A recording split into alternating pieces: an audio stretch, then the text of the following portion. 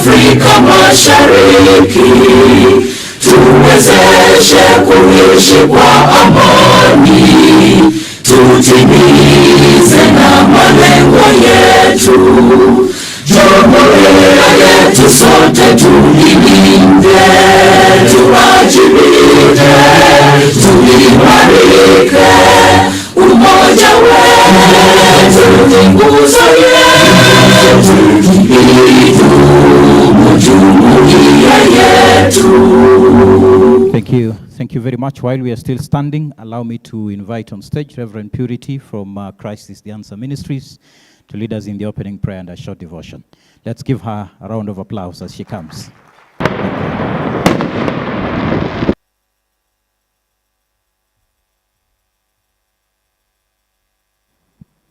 Thank you, Japheth. Let's bow our heads in prayer. Our Heavenly Father, this morning we are grateful because of your faithfulness. Thank you for the gift of life. Thank you for the privilege you've given to us today to gather together as a community of business people and corporates, and just to come together and just reflect on what you have been doing in our midst, and also to just focus on what you have in store for us, courtesy of the Enwealth, oh God. We thank you this morning, and we invite your presence even as we begin this breakfast meeting, Lord, that you'll be glorified, and every deliberation will bring you praise, and you also guide the conversations even to the end. Be glorified. In Jesus' name I pray. Amen. Good morning. You can have your seats and find out whether your neighbor is happy with the breakfast.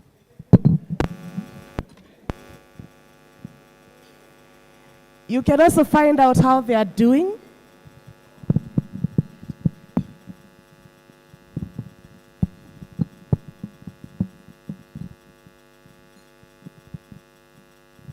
My name is Purity Murungi, Reverend Purity Murungi, and I take this opportunity to say good morning again.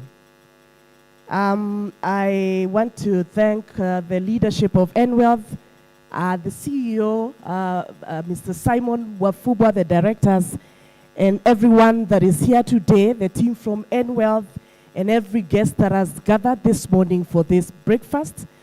I'll share with us a very brief reflection from the Word of God that I have entitled, Unchanging God in Changing Times. Unchanging God in Changing Times. I'll read for us from the book of Isaiah, chapter 40, verse 3 to 5, and verse 28 to verse 30. Then I'll give us a few reflections and I'll be done. The Word of God comes to us and it talks about the comfort to God's people. And this was a prophecy to the children of Israel by the prophet Isaiah. The voice of one calling in the wilderness, prepare the way for the Lord. Make straight in the desert a highway for our God. Every valley shall be raised up, every mountain and hill made low. The rough ground shall become level, the rugged places are plain. And the glory of the Lord will be revealed, and all the people will see it together, for the mouth of the Lord has spoken. That is verse 5. Verse 28, do you not know? Have you not heard? The Lord is the everlasting God, the creator of the ends of the earth. He will not grow tired or weary, and his understanding no one can fathom. He gives strength to the weary and increases the power of the weak. Even young people grow tired and weary, and young men stumble and fall. But those who hope in the Lord will renew their strength, and they will soar on wings like eagles. They will run and not grow weary. They will walk and not be faint. Unchanging God in changing times. I think for us here in Kenya, we really identify with that statement that I just made, that indeed we live in very changing times. And one of the things that has been said is that the only constant thing in life is change. And especially in the space where we operate, the corporate and the business space, we understand that even as we woke up in the morning, some of our cells have already given way. You're not the same person that you are when you're waking up. That's a reality. I know that is more contextual to the ladies. Maybe you can find out if there is a lady seated next to you. We are very conscious of the changes on a daily basis. And so as we come together this morning to reflect on what has been happening in our spaces, even as we do business in the corporate space, I am here to encourage us that even as every other thing remain changing, God does not change. And even as we gather this morning, we need to focus our attention to the unchanging God. Now, this particular portion of scripture was written as a prophecy to the children of Israel, for those who are acquainted with the scriptures, just to foretell and help them understand that along their journey of life, one time they would find themselves in Babylon. One day they will find themselves in a very tough situation. But one thing that we see with God is that He's already prepared even for the tomorrow that we cannot see, even for the seasons that will change at some point, and we find ourselves in very unfamiliar territories. From the portion of scripture, some of the three lessons that we will draw as I make a prayer for us is that God is an almighty God. We see from those verses, God giving His word, His promise to His people, that when you find yourselves one of these fine days in Babylon, I have already provided for that season that you cannot see. And even as we gather this morning, the realities of life is that we may not be able to see the hour that is after this hour, but God sees it. We have laid out strategic plans. We have laid out annual plans. We have laid out departmental plans. But the word of God reminds us that as we plan, it is the Lord that establishes those plans. Sometimes we even lay out plans that don't come to pass. But if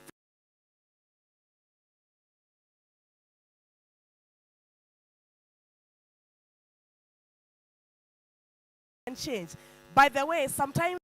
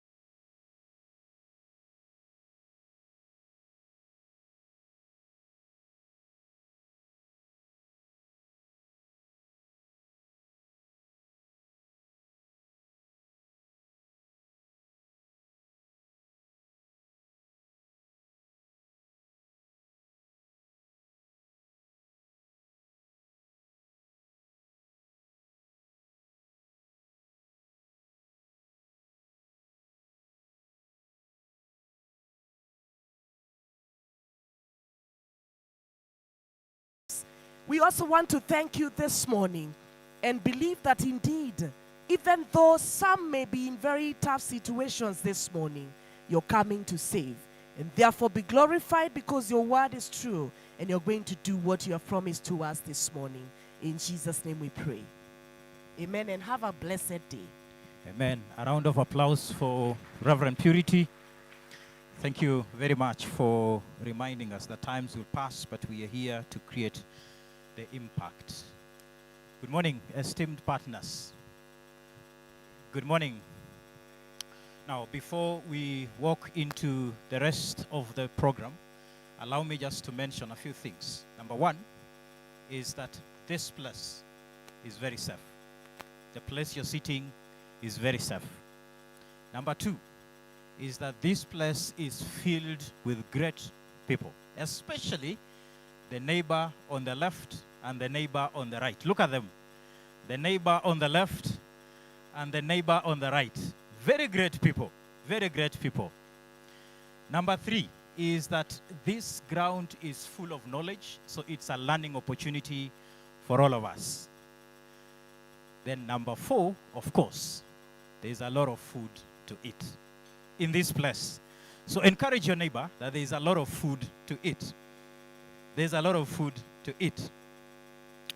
Now, as we start off with all that having been said, I invite us, ladies and gentlemen, to be very comfortable, to connect with many people as you can, network and learn from all of them, and of course, get to eat and to enjoy the moment. Now, today we are giving you the ability to learn a skill. The skill is called eating and learning. So you eat and learn. That is the skill we will be learning today. So enjoy the breakfast. I welcome us, and I want to invite you to clap for your neighbor, to welcome them on my behalf, and to say karibu sana to the Enwealth program. Feel free, feel encouraged as I invite my co-moderator on stage. She's called Peyon Nakami. Let's clap for her as she's coming. Young, versatile, and talented. Now, Peyon, I'm told today is Valentine, right? Yes, it is. What is the theme for Valentine, the colors? Red. Red. I can see there is red in the red, Yeah. red. So can I see Yeah. a gentleman? You know, this will be very unique. A gentleman in red, in some red. We have one over One here. here. Ah, gentleman, stand. Let's clap for this gentleman. This is Mr. Love. This is Mr. Love. Now, I have a present for you because of obeying the theme, and this is just to say, go appreciate your partner, your girlfriend, and happy Valentine's. Let's clap for him. Very unique. I selected a gentleman because I knew it will be difficult for them to come. We want to just recognize a few of our clients that are here. We appreciate all of us. We will continue appreciating as they come. Let's clap for KHA, Nairobi Hospital. Nairobi Hospital, karibu sana. CMA, that is our regulator. Thank you very much for coming. We appreciate the partnership. Public Service Commission. Thank you very much. And as we mention your name, you can just wave. It's a good way to say hi to us. Public Service Commission. Yeah, thank you very much. We appreciate Monarch Insurance. These are our partners. Karibu sana. Sasini, thank you for the coffee. Karibuni sana. We have Spire Bank. Karibuni sana. Thank you very much. We have AIC Kijabe. Thank you for the good services you're giving us in the hospital. The Kenya Christian Homes, KCH. Thank you very much. We have Mwalimu Sacco. We have ABC Bank, AERC. Thank you very much. We will continue recognizing you. We also have our partners who've come, Hope Media. Thank you very much. So what they have told me to tell you is that this event is being covered. So if you want to look good, remember to smile. To smile. So make sure you smile so that you're seen well. The CEO, Britam, karibu sana sir. Thank you very much. I saw KCB Bank, the KCB Bank, karibuni sana. And then I see a lion. I think I saw them somewhere. Karibuni sana. And of course, we have our speakers from various industries. Pen, I'm told the hotel has something for us. Yes, they do. We have Justus over there. He's coming to brief us a little bit about this place. We need to know where to run in case there is a literal fire or a figurative one. So yes, just as you can come over to stage, and then from there we'll then go to the substantive agendas of the day. I know we called you here today, right? So you're waiting to hear what we have to tell you. And we have prepared speeches. But before that, we just need to put things in order to make sure we have rules, ground rules, and also the directions for the place. So Justus, over to you. Good morning, ladies and gentlemen. My name is Justus from Security Department. Welcome to Pullman and Macue Hotel. And I would like to take you through the safety protocols when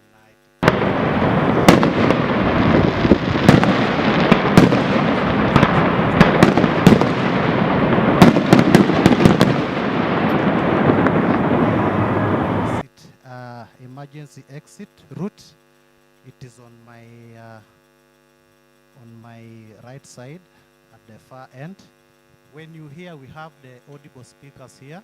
When you hear an evacuation sound requesting you to evacuate the building, please do it immediately unless you are advised to remain calm. So our security setup is comprised of manned guarding and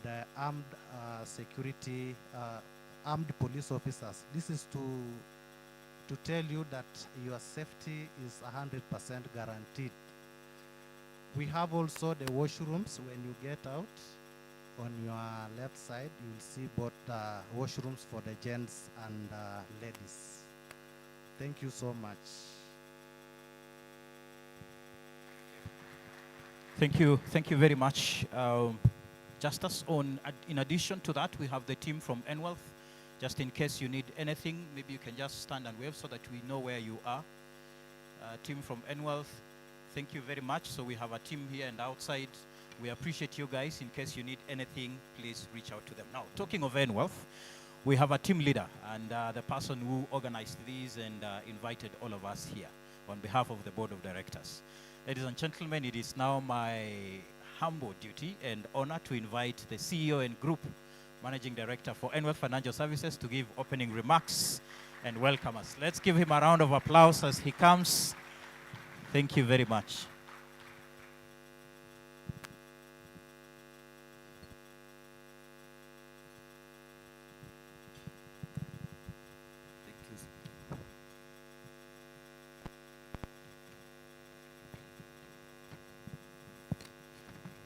Thank you so much, Jafet.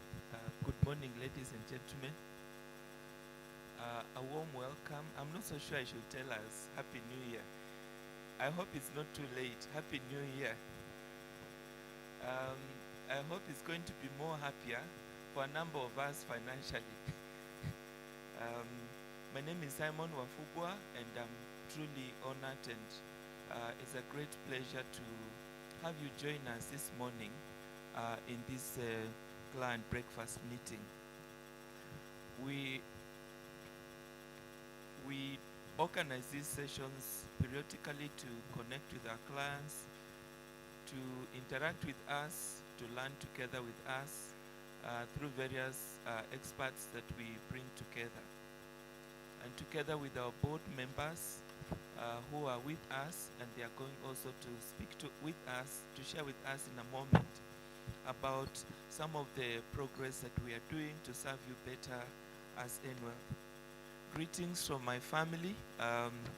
They are all over in different places this morning, and they couldn't join. I want also just to appreciate the faith you have had in us. 14 years ago, we began a journey of seeing that people, clients we serve, would achieve a dignified retirement life. Over time, that was our vision. We changed to a lifetime of financial well-being and dignity. This vision started at Vision Plaza on Mombasa Road in a small room like 2 times this particular stage that I'm standing on. And how it worked out is that there was a friend of mine had left where I was working, and a friend of mine one evening called me and asked me, so you have left where you are working, what is it you want to do with yourself?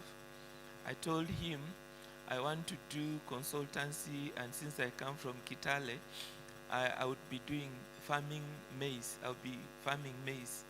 Then he told me, you are very stupid. And by the way, when people tell you you are stupid, ask why, because they could be right.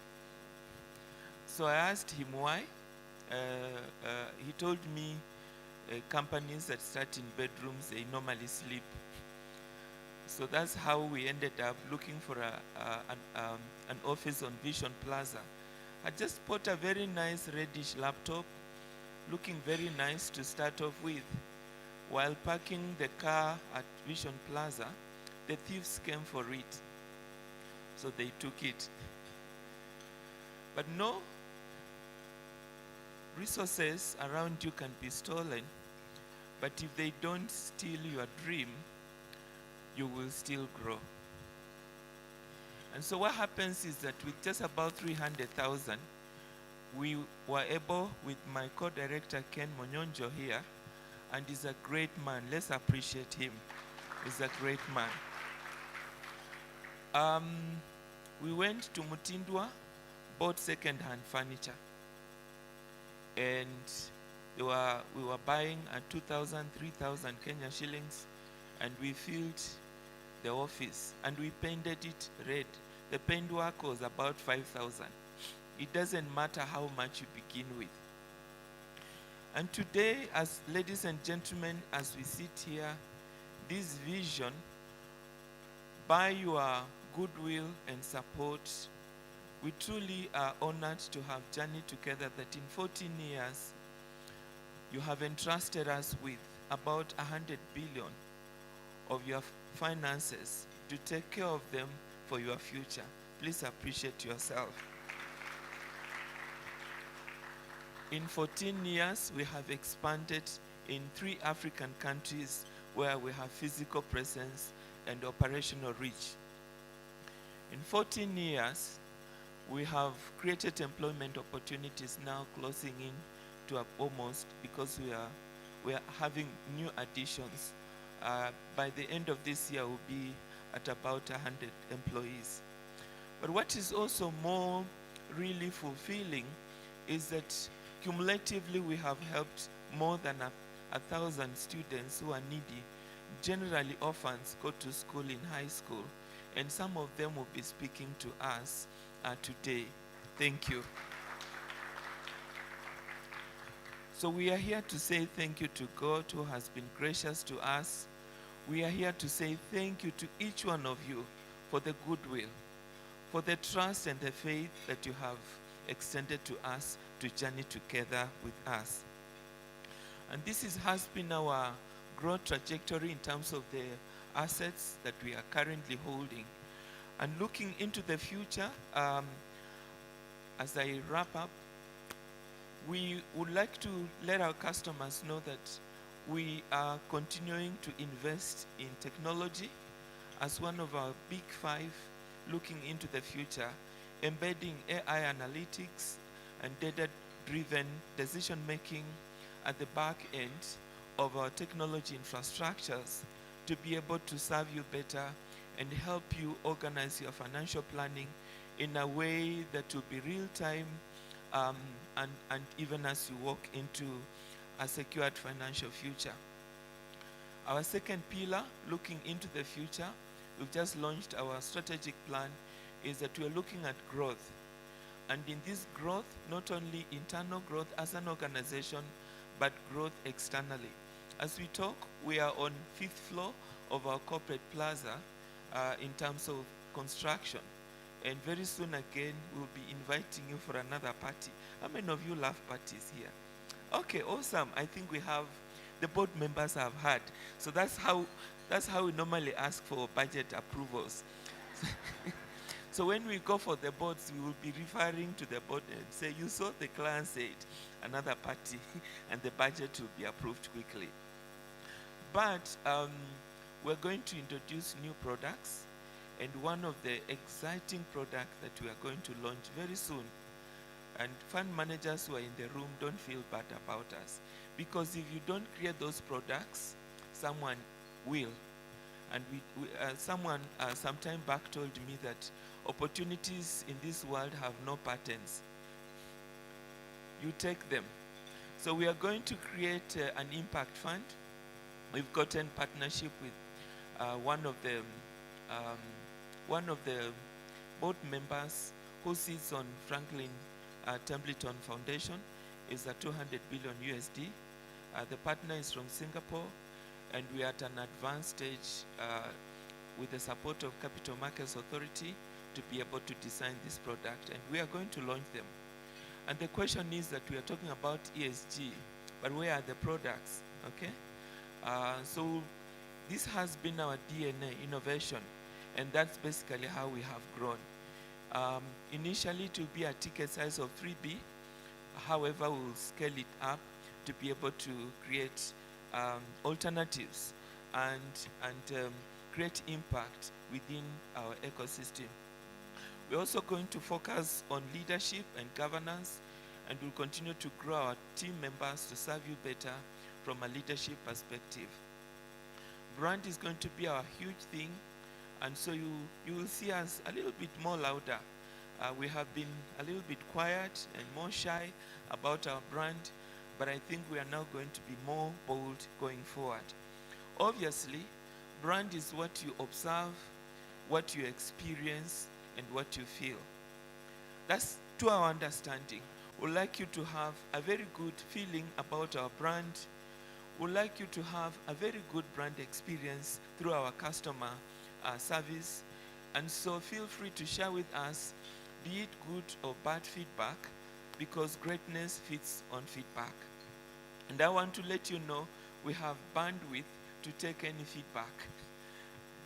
And finally, impact. One of the exciting project that we are also going to launch very soon, is that we have developed financial literacy program for our children, and we are going to launch it. So at the moment we are doing animations. We are at the stage of animations. If you know Superbook, it's going to take that shape, so that our children can grow with the understanding of how to manage money and how to earn money and how to save. Like we are guided through scripture that train a child in the way he should go, and when he is elderly, he will not depart from the way that you have shown them, including money. We don't want them, when they get their first job and all the money that they get, maybe they forget about saving. They go Pikia Mwili Pole, they go to Kempiski. It's not a bad idea to go to nice places and enjoy money, but it's also important to think about the future. And so with that, ladies and gentlemen, once again, allow me to say thank you. We are here because of God who's been gracious to us, but we are also here because of you. Could you tell your neighbor thank you on our behalf? Tell them again, thank you. Okay? We are also here because of our staff who have tirelessly worked hard to deliver value to you. Could we appreciate our staff? And finally, thank you to our board members for your wisdom, guided wisdom that you continue to share with us, and all the support that we get. And with that, allow me to invite one of our directors, Director Ken Monyonjo. He will say hi to us, a few remarks, and then Jen, and then we pick it up from there. Thank you. Let's appreciate him. Thank you, Simon. Morning, ladies and gentlemen. It's a great pleasure to see all of you here and to have you come and attend this morning breakfast, just as a sign that we are together in this camp. When Simon asked me to join him in business 14 years ago, I told him I've tried all businesses and I failed. So unless you cover me, I will come in. He said, no problem. So this is what we see today as a result of what he convinced me that it was going to work. So I have been in the background supporting him from different parts, and I'm so glad that what we have been doing quietly in the background and what is in the open, and as he's saying in terms of brand visibility, which has been very low and very quiet, but in the next few years is going to take a different trajectory. Just 2-3 thoughts, and I will read, because where I came from, I was in government for many years. You should read something. And it's better to put it down, because then you remember what you're supposed to say. So allow me to do that. Now, the VUCA environment seems to be constant in our days. A stable, economic, and policy environment can mitigate such. Otherwise, agility becomes the order of the day. And that's why Enwealth is busy thinking about new products that can be able to address this VUCA environment.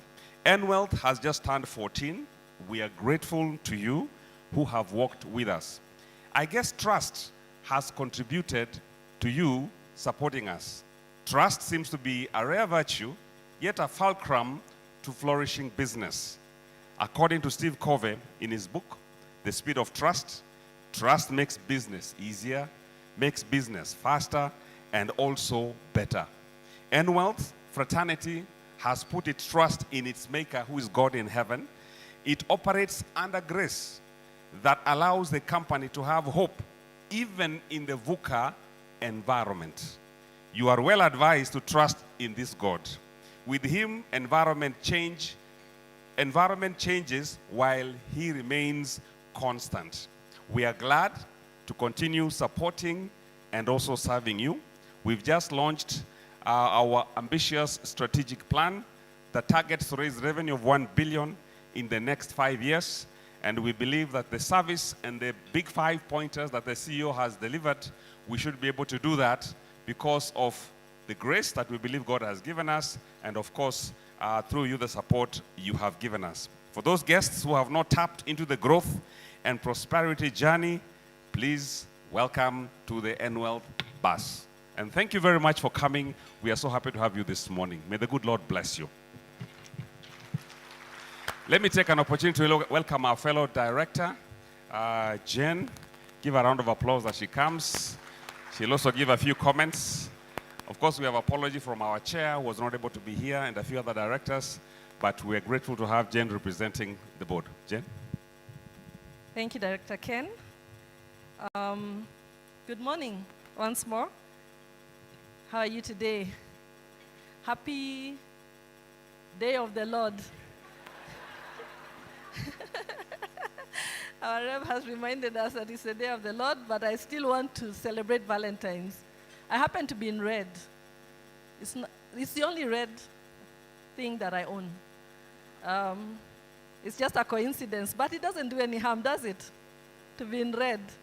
Thank you very much. I didn't get a gift for being in red, but anyway, I celebrate you as our customers, our partners, and celebrate our love in Enwealth for you. Okay? It's a beautiful day, 14 years down the line. One thing we were not told is that we were founded on 8th of February, 2011. So it's exactly 14 years. We celebrate God's goodness that this far he has brought us, and we are really excited. We've grown from the little babies we were, and now we are getting into adulthood as an organization, and we are very, very excited. And of course, you've played a very big part in that. So I too will read my notes or speech, and I just want to welcome all of you. It's a pleasure to be with you today. On behalf of our board chair, Mr. Peter Wayaki, we have other board members, Kenya, Uganda, and Mauritius. I just want to welcome you today for this breakfast. And we really appreciate your coming here today. You've taken time, and we don't take that for granted, to be with us today. We are honored to be in the presence of yourselves as our clients, our partners and friends, and you've all played a pivotal role in our journey as Enwealth. As we mark 14 years of growth and transformation, we owe our success to your unwavering trust and support. It's because of you, our clients, that Enwealth has continued to thrive and to evolve. Some of you have been with us since the very beginning. Others have joined somewhere along the way. But each of you has contributed to our story in a very, very special way, in unique and special and meaningful ways. And now, I just want to talk about our commitment to governance and accountability as a board. At Enwealth, we believe that good governance, transparency, and accountability are the foundation of sustainable growth. As you know, we are a company of integrity. These values are not just in our operations, they are embedded in our culture and our decision-making processes every day. We are also industry leaders. We continue to raise the bar in governance practices and to ensure that we protect your interests and to deliver not only good value, but consistent value to you as our clients and our partners. On innovation and our future outlook, over the years we've adapted to market changes and we've embraced an innovation, as you've heard from our CEO, so that we can stay ahead of the pack. Whether it's through a technology, personalized client solutions, or continuous improvement, our goal remains not only to meet your expectations, but to exceed them. As we look to the future, we remain committed to sustainable practices, expanding our services, and staying at the forefront of our industry. Thank you once again for being part of our journey. Our partnership is one of our partnership with you is one of our most valuable assets, and we're excited to continue building the future together. You can rest assured that we will continue to work tirelessly to create lasting value for you, our clients, and all our stakeholders. Thank you once more, and I wish you a lovely day full of love. God bless you all. Thank you. Thank you. I'll hand over to the MC.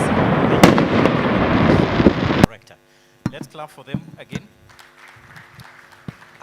Allow me just to mention something about our directors. This one Saturday, I was with my family seated at home at around 3 p.m. Then I got a call from the director, and all she wanted to know is how I am doing and how she can. Let's give them a better clap. That shows you that you care. We appreciate you very much.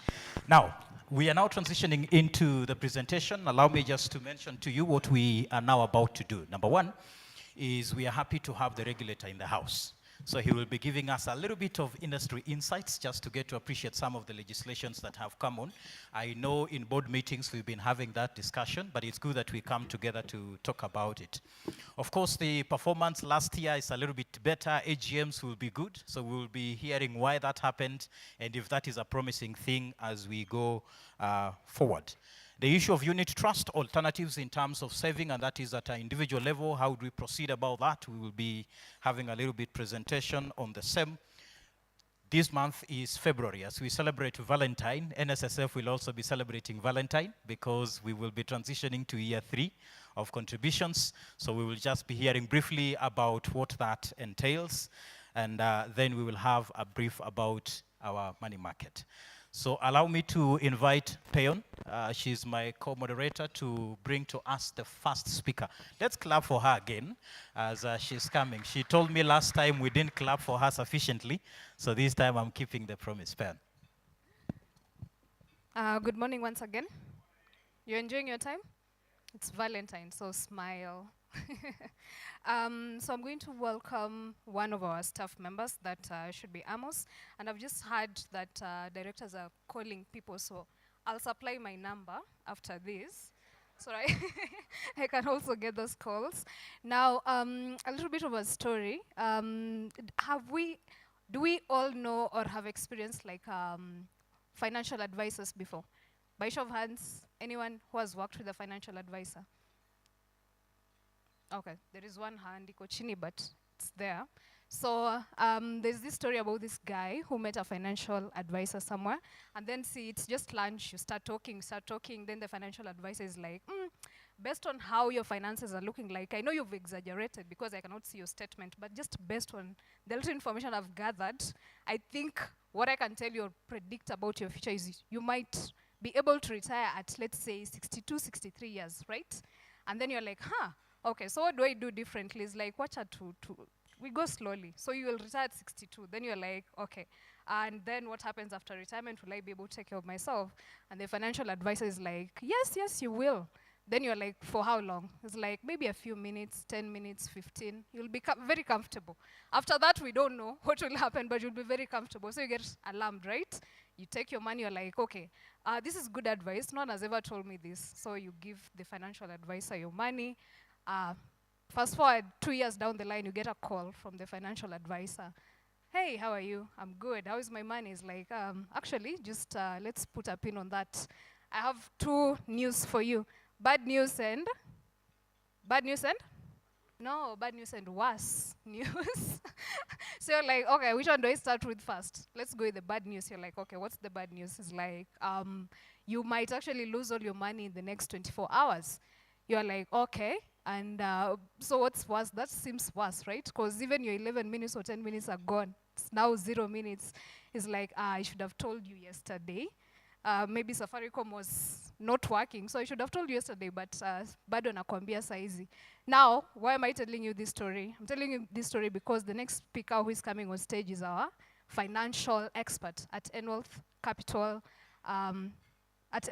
Limited. His name is Amos. He does have 20 years of experience in the market, so he's like really well versed in terms of wealth management, investment planning, financial advisory, whatever you want or you have as your financial goals, the things you want to achieve. He is the expert and is well able to advise you in these things. He's not the kind of advice I was talking about, so just beware of those. And let us clap for him as he comes here so that we get to know how to go from 11 minutes to 11 years, 21 years, 31 years of comfortable living after retirement. Over to you, Amos. Welcome. Thank you so much, Peon, for that introduction. Good morning, everyone. Good morning once again. It's good to see all of you in this event. We are very honored to have you here to mark with us this auspicious event. Asanteni sana, karibu sana, and Happy New Year, Happy Valentine's Day.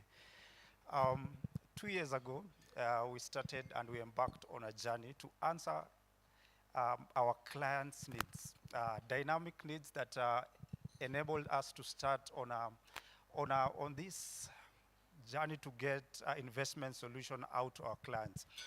We went out there and we got a license from our regulator and to offer investment solutions. Now, this product that we were given license to is called the Enwealth Capital Unit Trust Scheme. Now, the sponsor of this scheme is called Enwealth Capital Limited. Enwealth Capital Limited is a wholly owned subsidiary of Enwealth Financial Services Limited. So the funds that are within the Enwealth Capital Unit Trust Scheme, we have a money market fund, we have its dollar-denominated equivalent, which is the Enwealth Dollar Money Market Fund. We also have what we call the fixed income fund, we have a balance fund, and we have an equity fund. Money market fund is one of the most loved funds in the industry. So our Enwealth Money Market Fund, this is, it has a few objectives in it. So one, it helps you earn a passive income, opportunity to preserve your capital, liquidity, and also the advantages of compounding of interests. This is a short-term fund. The risk level for this particular fund is it's low, and it is suitable for investors who have high liquidity needs. Suitable for anyone, for the retail market, it's suitable for chamas, it is suitable for corporates who have some spare cash to put aside for a few months to earn an interest and not to leave the cash in the bank. So those are some of the fund features for this Enwealth Money Market Fund. In terms of the returns, we all know how the returns have been in the last year. 12.5 is our return, and this is net of fees, net of expenses, and it's an effective annual rate of 12.5%. For the dollar-denominated fund is 4.48%. In terms of the cost, how much do you need for you to join this? It is only 500 shillings, that's what you need, because it's a retail product, so we have to ensure that everyone has the opportunity to be able to participate in this particular fund, because there's this pooling of funds together, invested together as a collective. So the annual management fee is 2% per annum. There is a tax on the interest that is earned, which is at 15%. Unless you are tax exempt, that's the only time that the 15% does not apply to you. In terms of joining fee, there is no joining fee. The The joining amount, the 500, is all part of your initial capital. So that is the money market fund. Next is the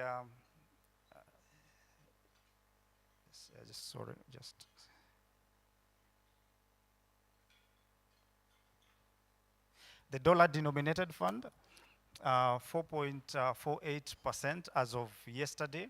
In terms of its objectives, similar to the Kenya Shillings Money Market Fund, it invests in dollar-denominated assets. So anyone who wants an exposure to, or wants to hedge against volatility in the USD, someone who wants to have an exposure in such kind of an investment, the dollar-denominated fund, money market fund, is the fund for you. In terms of the minimum amount that is required, it's only $500. It's a short-term fund, minimum of 3 months. So it's an alternative for someone who has dollars, someone who trades in dollars, someone who gets paid in dollars, to enable them to have their funds in an instrument or in a vehicle that earns them an interest. In terms of the costs, the management fee is the same. It's across all funds, it's 2%. 15% withholding tax applies, and this applies only to the interest earned. It invests in, or where your funds are placed in, it is placed in dollar-denominated assets. So these are money market securities, and also an exposure to offshore securities, the Eurobond and the like. The other fund that we have in the Enwealth Capital Unit Trust Scheme is what we call the Balanced Fund. Now, in terms of risk, the money market fund is the one that carries the least kind of risk. In between it, the Balanced Fund has, just as the name suggests, it's balanced. The risk is balanced. The minimum investment period is 1 year. So the risk moves from low to moderate when you talk about the Balanced Fund. And the reason why the risk changes, or the risk moves from low to moderate, is because of where the Balanced Fund invests. So the funds or the monies that are collected from our clients, they are placed in equities or stocks. Up to 60% of the fund goes in the stock markets. The other portion goes in money market securities, just to provide that liquidity. So you find that it gives you the opportunity to be able to invest or to put your funds or to have an exposure in the stock market. And as well, so that brings about, you have the opportunity to earn dividends, there's capital growth, and you maximize your returns over a long period of time. Our return for the year 2024 on this particular fund was 20.3%. Equity fund is one of the funds that we do have. As the name suggests, this fund is heavily invested in the stock market. Up to 80% of the fund has, or the funds that are collected are put in the NSE. So it explains why now the risk now moves from low, or from moderate to high, because we know of the volatility that is there in the stock market. So that volatility increases the risk in this fund. That's why the minimum investment period is put there at a minimum of 3 years, optimally 5 years, because of the cycles of the stock market. A little bit goes into the government securities. And again, just like the Balanced Fund, the opportunity to have an exposure to the stock market. That means you earn dividends, there's capital growth, but it is for the long term. So these are the 4 funds that we do have in our offering for all our clients. And we thank you, all of us who are part of this Enwealth Capital Unit Trust Scheme, those who are part of this journey that we've had over the years. In terms of how do you sign up, how do you join this fund? We have my team is seated outside there. There's a QR code there where you scan. We have a portal. It's easy to onboard yourself. Then you get started. You become part of the Enwealth Capital Unit Trust Scheme. In terms of corporate governance, because we cannot do this alone, we have our partners in this journey. We have our partners from SBM. I believe they're in the room, Jacinta and Tim. SBM, Jacinta is there. They help us. And Paul, thank you so much. They assist us in keeping custody of the assets. They are our custodians. We also have our fund managers, Chris and Tim. Please stand and wave. They help us. All the investments is done by them. Then we have our trustee, Mr. Gaston Mukuno. I'm not sure if he's around. Actually, he's just walking in. So those are our partners in this. But we have our internal partners, the ones that help you open accounts if you have any issues with your account, if you need statements. I have a team that I work with. I do not work alone. Kindly, I'll ask them just to stand up and wave to you. They are at the back there. That is Susan. For those who've dealt with us, we have Susan and we have Rhoda. Thank you so very, very much. Asanteni sana. That is the end of my presentation. Thank you. Thank you. Thank you very much. Amos comes from Taita Hills. So when you hear him talking so softly, he's talking while singing Taarab in his head. That's why he was so soft. But let's clap for him again. Round of appreciation for you. Thank you very much. Just a few things to note. Number one is that we acknowledge all of us. And again, thank you very much for coming. I know we have interacted and we continue with this conversation. We say when we are many, the voices are louder. So we have associations that we have plugged in so that to help us to voice out some of the things. And I want to just recognize the Secretary General APTAC, just to wave to your members. Thank you very much, sir. We appreciate the General Manager, National Construction Authority. I saw her. Thank you very much. So she said, in case you have construction issues, kindly see her today. We also recognize the former chairperson, SRC, that is the Salaries and Remuneration Commission, Madam Lynn. Thank you very much. Thank you very much. We appreciate and thank you for coming. Now, we want to move on to the next presentation on economy. Allow us to just adjust a little bit so that we do the economic part. There is a trustee there who said she wants to hear numbers kidogo wakati chai bado iko kwa tumbo. Now, ladies and gentlemen, it is my humble duty to invite to us an ex-central banker. He is passionate about capital markets, working towards development of vibrant and globally competitive capital markets in Kenya and Africa. Currently, he is part of a team that is driving growth and development in East and Central Africa and the entire Africa, and specifically on investment matters, and he's attached to Standard Bank. Join me to invite to stage Christopher Legilicio from Standard Bank. A round of applause for him as he's coming.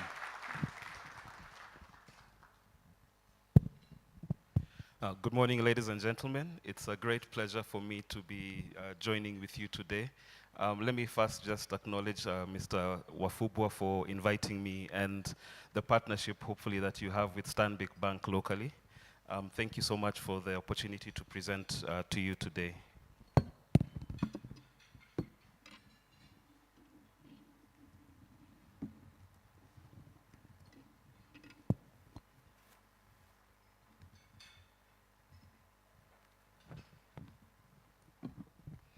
Now, my presentation, I was told I have 30 minutes, and I'll try to go very quickly through it.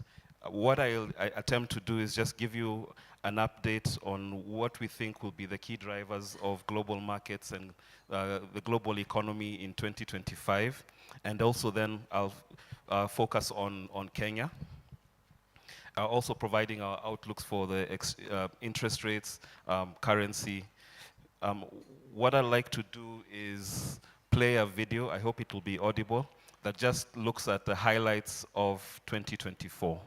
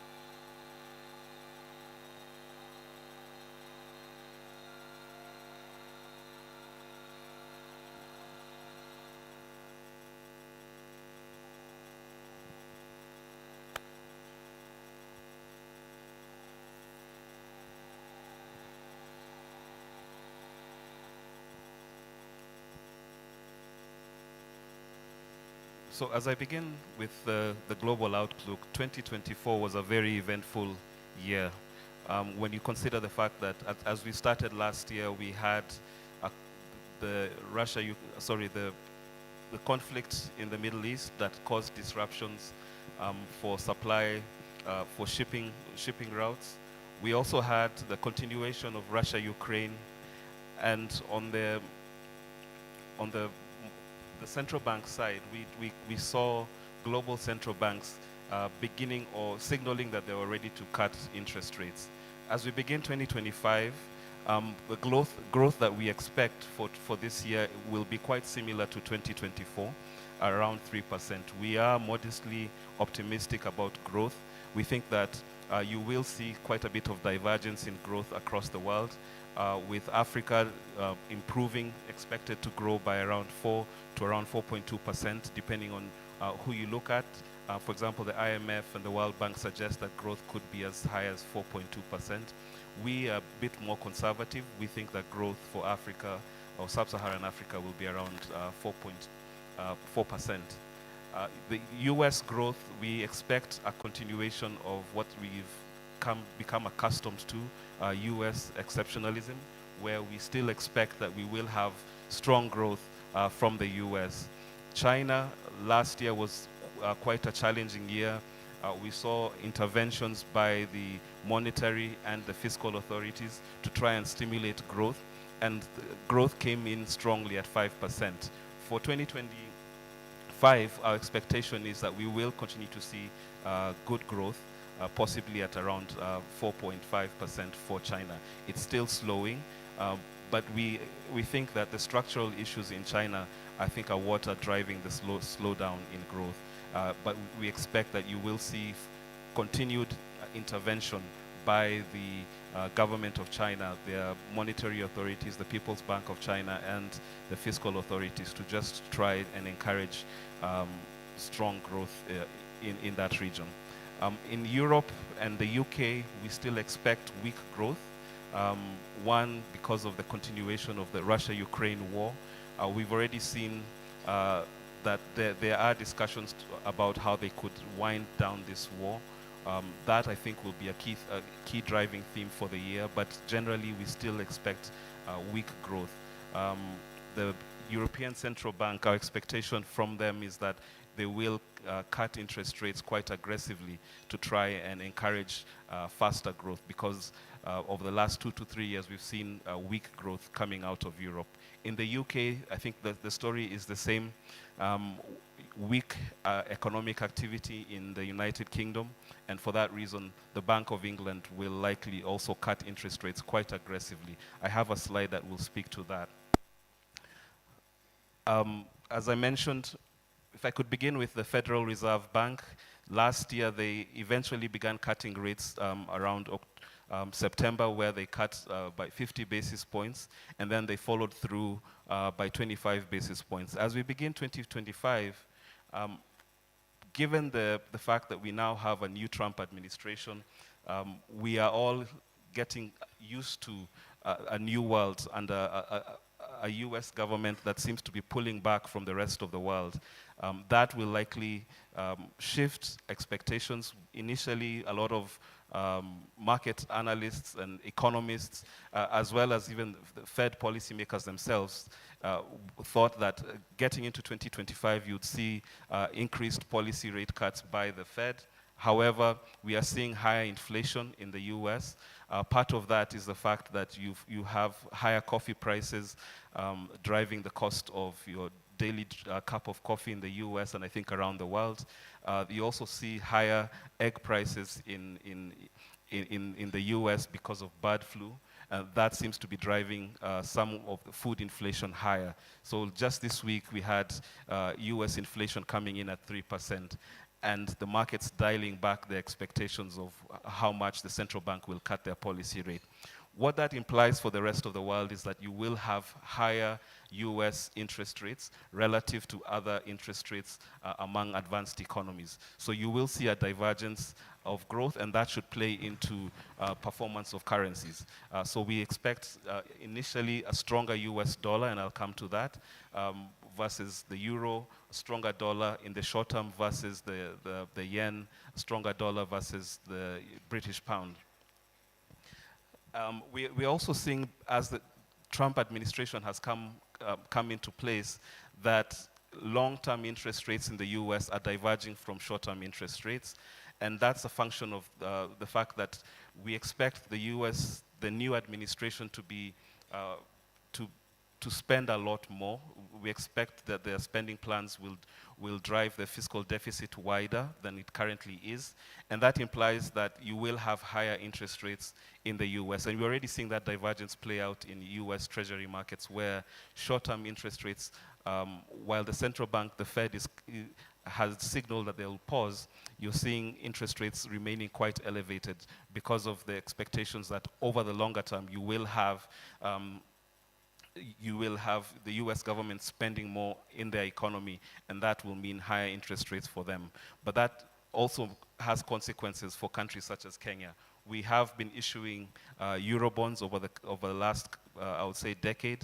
And the consequence of having higher US rates means that if Kenya goes back into the international capital markets to refinance our Eurobonds, we will have to do it at higher interest rates. Last year was just one example of that, where Kenya went back to issue a Eurobond, and they issued it at levels of 10% compared to where we were 10 years ago when interest rates were much lower.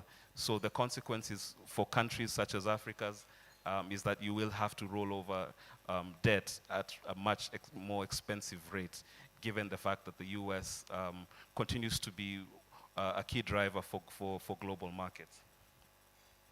I think this chart in front of you just speaks to what I've just alluded to, that we expect wider, increased spending by a Republican president. So President Trump, over the course of his presidency, we anticipate that he will spend more, and that should put pressure on interest rates. Now, an additional consequence of the tariff threats that we are seeing from just the recent comments by the US, the new president, as he plans to introduce tariffs on China, on countries such as Japan, South Korea, and also Mexico and Canada.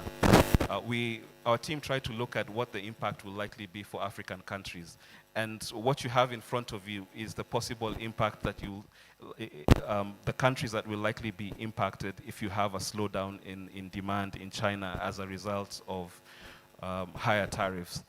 Those countries that are highly exposed to China on the African continent are the Democratic Republic of Congo, Angola, Zambia, Mozambique, Namibia. Now, a lot of them are export or resource dependent economies.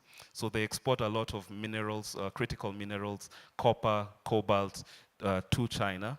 And therefore, if you have weakening demand coming from China, then these are the countries that you will likely face some pressure on their economies. Positively, as you can see, for Kenya and our neighboring countries, Tanzania, for example, Uganda, we are not heavily exposed to China from an export from the export side, and that means that if you have weaker demand from China, Kenya will not likely face the impact. And I guess that's a positive sign that our economy seems to be driven a lot more by domestic demand, more on the import side, and that depends upon the demand that is generated from within our economy, and unlike for example, DRC, Angola, Zambia, Mozambique, that all depend on exporting their products out to China. So we think that though these countries will likely face the biggest brunt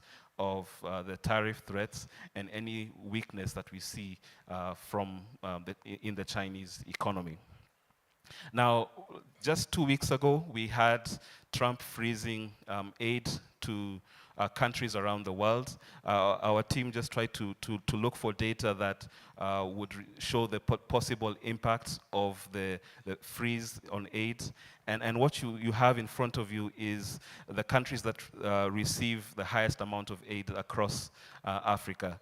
The countries that I think will suffer because of this freeze on aid is, for example, Ethiopia, which received $1.6 billion. You have the Democratic Republic of Congo, again, $1.2 billion. And here I think is where Kenya is a big recipient of aid, around $800 million last year. So the consequence of this decision will have, I think, a specific impact on the sectors that are sensitive, that receive this aid, particularly the non-governmental sector. They do contribute to the economy because these people, the salaries that are paid through the projects supported by the US government, and those will likely face significant impact. I think we've already had, when you read and listen to the news stations, that those who are involved in some of these projects have had to now recalibrate because either they're losing their jobs, for example. So that order does have an impact. From a macro perspective, we do not think it will have a significant, it will dent the economy as a whole, but it will dent the specific sector, the non-governmental sector. When I come to our outlook for interest rates and our outlook for currencies, you will see that we still anticipate stability in 2025, notwithstanding the pressures that likely emanate from the withdrawal of support from the US government. As a consequence of the tariff threats and just the volatility that this new administration will likely bring, our expectation is that you will see the dollar remaining one of the strongest currencies and weighing on other currencies around the world. We saw that in 2018 when we initially had the first level tariffs that were introduced by the President Trump's administration. We think that will happen again. But more importantly, it's not just the tariffs. I think it's the fact that, one, the US government will be running a wider fiscal deficit. They'll also likely have to widen their current account deficit. Those, over time, ideally should weigh on the dollar's performance. But anytime people are concerned about economic activity or US trade policy, what happens is people shift away from the risky investments or risky assets into safe assets, and the dollar tends to benefit. So that's what we've seen ever since Trump was elected in last year, November. The dollar has strengthened consistently. But over the longer term, and as I'll share in our forecast, we anticipate that the dollar will weaken over the next, say, 2 to 3 years. And by the end of Trump's term, you will have a weaker dollar relative to other currencies. So in the very short term, the next 3 months, we think you will continue to see a stronger dollar. But against other currencies over time, you should expect that the fundamentals or the policies that have been put in place will weigh on the performance of the dollar, and you will see it weakening over that period of time. Now, if I could quickly turn to Kenya. We still see a lot of fiscal pressures. As you saw in the opening video, we think that is where Kenya's vulnerabilities lie. But positively, the environment has stabilized. We have lower inflation. We also have lower interest rates, and the economy should stand to benefit from the fact that we have more macro stability. When you consider growth, despite all the headwinds our economy has faced, the fact that disposable income has been hit over the last, I would say, 5 years, the economy has performed quite strongly. Last year's growth came in, it weakened from 5.6 in 2023 to around 4.6 last year. We think that growth in 2025 will pick up again to around 5%. The main driver for why we think the economy will perform slightly stronger than last year is one, the expectation that with lower interest rates, you will see increased lending by commercial banks. Just last week when the Central Bank of Kenya held their meeting, the governor insisted that banks need to lower their lending rates. And already we are seeing the big banks do so. I think that should help to encourage credit extension, because last year, as interest rates went up, a lot of businesses slowed down lending. We hope that with a pickup in lending again, borrowing by the private sector, that should help to stimulate economic activity. As I mentioned, what are the downside risks? One, if I could just speak to the agricultural sector, 2023 and 24, we had good weather, and the risk for 2025 is that it's possible that the weather may not perform as we've become accustomed to over the last 2 years. And if that plays out, then agricultural productivity will likely be hit. Now, agriculture contributes around 21% of our to our GDP, and thus whenever you have drier weather conditions, the agricultural sector is hit, economic activity slows. Secondly, the risk that even if lending rates have been declined, or have declined, as I'll show you, some may not borrow from banks.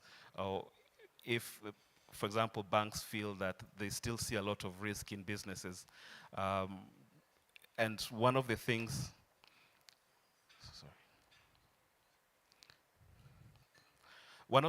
that we are concerned about is the fact that you still have crowding out by the government, where government continues to borrow more from the domestic market, and that seems to be taking up most of the credit, while the private sector is not it does not have the ability to borrow. So if we see more borrowing by the private sector relative to government, then I think you will see stronger private sector growth. On a monthly basis, we conduct the Purchasing Managers Index, and what we find is that while Kenyans are working very hard, last year, which was a quite challenging, it was a challenging year because of the El Nino. It was also challenging because of the protests in the middle of the year. Towards the end of 2024, we saw a recovery in private sector activity from the months of September, going all the way even to the beginning of this year. So we are seeing a lot of resilience in Kenyan businesses. The only difference I'd like to point out is that we do see a bit of what I would say, lack of optimism in the Kenyan private sector relative to East African economies. So in our survey, we always assess what the expectations are over the next 12 months. And what you find is that our brothers and sisters in Tanzania and Uganda seem to be more optimistic about their economies than Kenyans are about this economy. And I think it reflects all the headwinds that Kenyans have faced over the last couple of years, that there is a sense of lack of optimism in our economy. But we think that notwithstanding that, we will see strong economic activity in 2025. I think I've addressed this. This just looks at one of the risks, which is the weather, and the fact that you have to be alive to the fact that climate shocks are with us, and over the coming years, you will have a lot of volatility in the climate, periods where you have abundant rainfall, and then periods where you have very limited rainfall. On the fiscal side, we still anticipate that the government will continue to try to reduce the debt. If you look at what they've estimated for the coming 3 to 5 years, the expectation is that they will reduce their borrowing. Just this week, the cabinet approved the budget policy statement for this year. And what it reveals is, one, that the government still has a lot of spending pressures. They increased the budget by around 200 billion. So what that implies, at least from us as to us as economists, is that the fiscal deficit that they had initially planned at the start of the fiscal year, which was 3.3% of GDP, has now widened to around 5%. So the government needs to borrow more from the domestic market. Positively for government, they have been able to at least hit their targets in the domestic market over the last 6 to 7 months. But at the same time, when you look at revenue collection, it has underperformed. And that's been one because of the protests that we had last year. We have seen some improvements in revenue collection over the last, I would say, 2 to 3 months. So we expect that if we have political stability and calm over the coming, I would say, the remainder of this fiscal year, then you should see government picking up in terms of revenue collection. But we worry about the fact that the fiscal consolidation agenda has been stymied by the increases in borrowing that we are seeing by government. Over the medium term, we worry about the levels of debt service that the government needs to pay. What you have in the exhibits in front of you just looks at the external debt and domestic debt service that government needs to pay. When you consider from a debt service to revenue perspective, close to above 60, if I could just try and break it down, 60, for every 100 shillings that is collected in revenue, 60 of that goes towards debt service. So the government doesn't have much to spend on anything else if they don't borrow. And that's why we find you haven't seen any new projects being launched by this government. And over the medium term, we do expect them to continue to face those pressures, and hence the title for my presentation, that fiscal pressures will remain. The government has tried to remedy this by increasing taxation, but there are limits as to how much the population can sustain that, and we saw that in 2024. We think, at least from Standard Bank, that having proactive liability management, having the support of development partners such as the World Bank and the IMF will be quite critical for the government. And having access to international markets, even if it means raising debt at expensive levels as we did last year, that Kenya will be able to navigate a very challenging debt profile that we still have. So over the next 5 years, as you can see in the exhibit, we will have heavy debt, but there is a pathway that the country can navigate to overcome the heavy debt maturities and interest that we need to repay. What does that mean for interest rates? Yes, we've seen interest rates correct over the last 3 months, partly because the government was able to stabilize. They issued a supplementary budget. They also issued an infrastructure bond in August that was quite attractive for foreign investors. We saw capital inflows coming in. Last year as well was a very positive year where diaspora remittances performed quite strongly. Exports from tourism as well as from our traditional horticulture and tea also performed quite strongly. And that, all of that liquidity in the foreign exchange market came in from around August last year, and we saw the central bank being able to buy a lot of dollars. As a consequence of that, interest rates in the domestic market started to decline because we saw a lot of local Kenya shilling liquidity entering into the financial system. So with banks not lending to the real economy, they were all bidding for government securities, and that excess liquidity is what helped to drive interest rates lower. Now, looking out for 2025 and 2026, I would say that the direction of interest rates will depend upon how much government borrows in the domestic market. If we see government trying to restrain how much they borrow, then you will have lower interest rates. If you see government's appetite for borrowing increasing, then interest rates will likely begin to pick up again. So that's what I would say.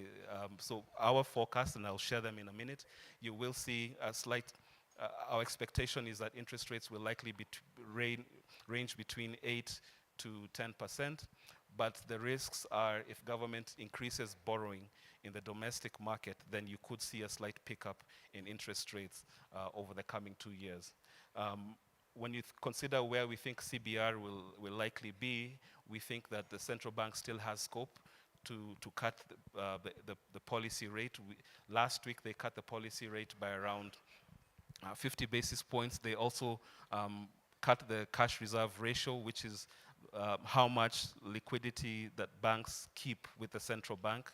They released around 56 to 57 billion worth of liquidity into the market.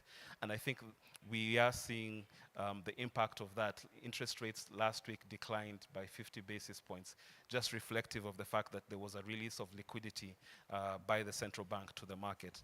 The idea behind that is that they want to see increased pickup in lending to the private sector, but at the moment that liquidity seems to be still going towards the government securities market. So interest rates are likely to trend lower in the very short term because of the excess liquidity that we're seeing, but then over the medium term we think that they could begin to pick up again if government's appetite for borrowing remains high. On the foreign exchange side, our expectation is that the currency will likely remain stable. When you look at our current account, which simply is our exports versus imports, we do not expect a significant widening of our current account. We think that you will see a lot of stability there. We expect some improvement in import demand. Last year, imports grew by around 9%, while our exports grew at a slightly faster pace, around 12 to 14%. So our forecast for this year is that you will still see strong growth in exports and also a recovery in imports. But we think that one of the reasons why you will see stability on the currency is that our current account is well funded. Just last week, I think the central bank revealed that when you look at our balance of payments, the financial account, they saw a lot of portfolio investors coming into our market, and they were able to buy around 2.7 billion worth of dollars. This year, they expect to buy, I believe, around 700 to $1 billion.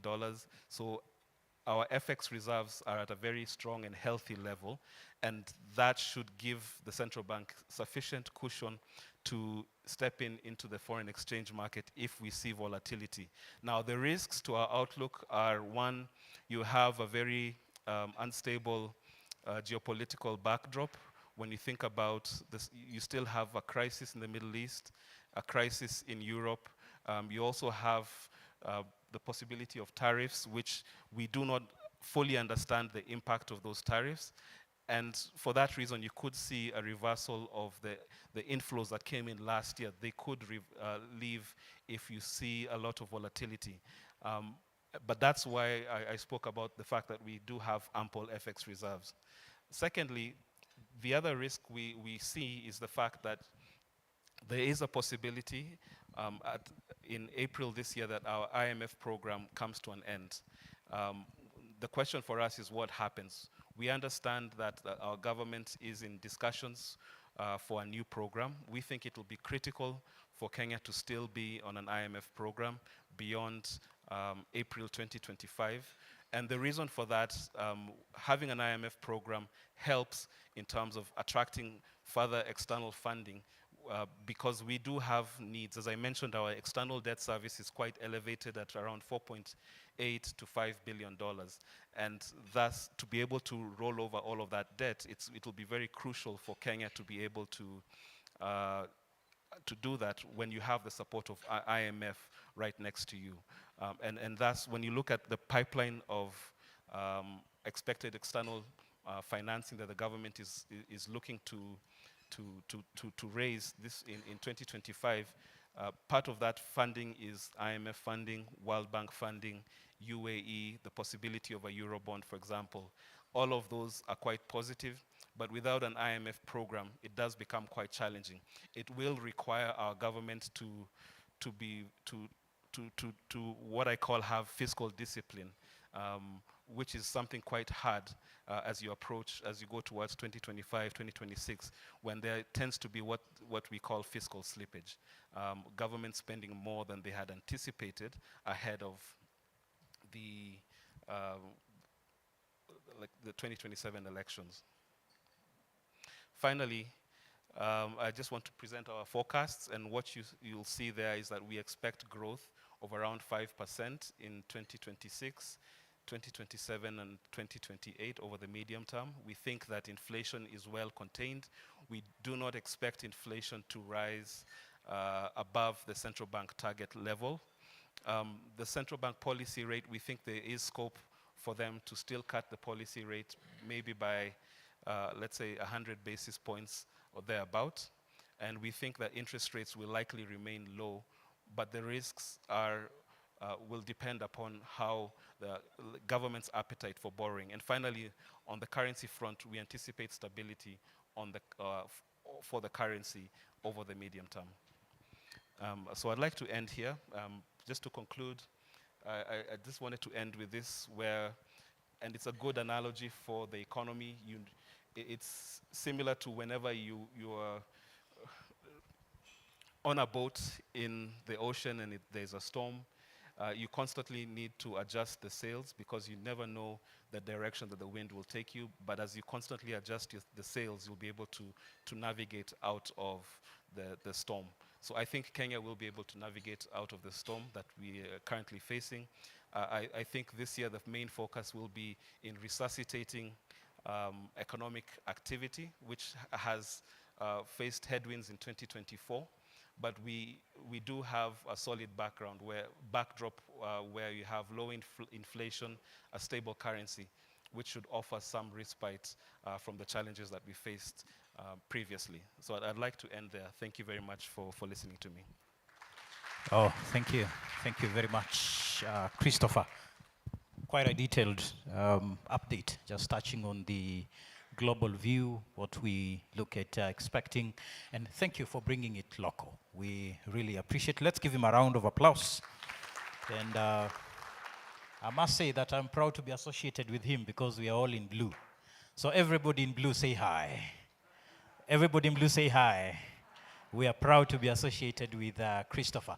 Allow me to just recognize a few people as we transition to the next presentation. Professor Nasuma, representing the Chancellor Moi University. Professor, I think I saw him somewhere. We appreciate you. Let's clap for him. And Kathure Nyamu, our partner, and all the people that have come in. Let me mention that at the beginning of this program, we all agreed that there is a lot of food to be eaten today. So if you've just come in and you've not grabbed something, or you've grabbed and you don't feel like you're okay, we are still serving breakfast outside there. Ladies and gentlemen, we want to transition to the next presenter, and I want to invite Peyon to bring to us the regulator to speak to us. Thank you, Japheth. So our next presenter will be our esteemed regulator, a representative from there, and his name is John Kerr. As he prepares to come on board, I know we've had quite a lot. We've had USAID is going away, IMF program is coming to an end, the rains, I don't know what's happening to them. Those who thought they don't want to watch news at home, ikakupata hapa, a lot of things, okay? So we want to put all those changes together with the ones from the regulator. I know our industry usually looks like we wake up to new things every day so that we know how best to adjust our sales. So yes, Mr. Kerr is Assistant Director of Market Conduct and Industry Development at Retirement Benefits Authority.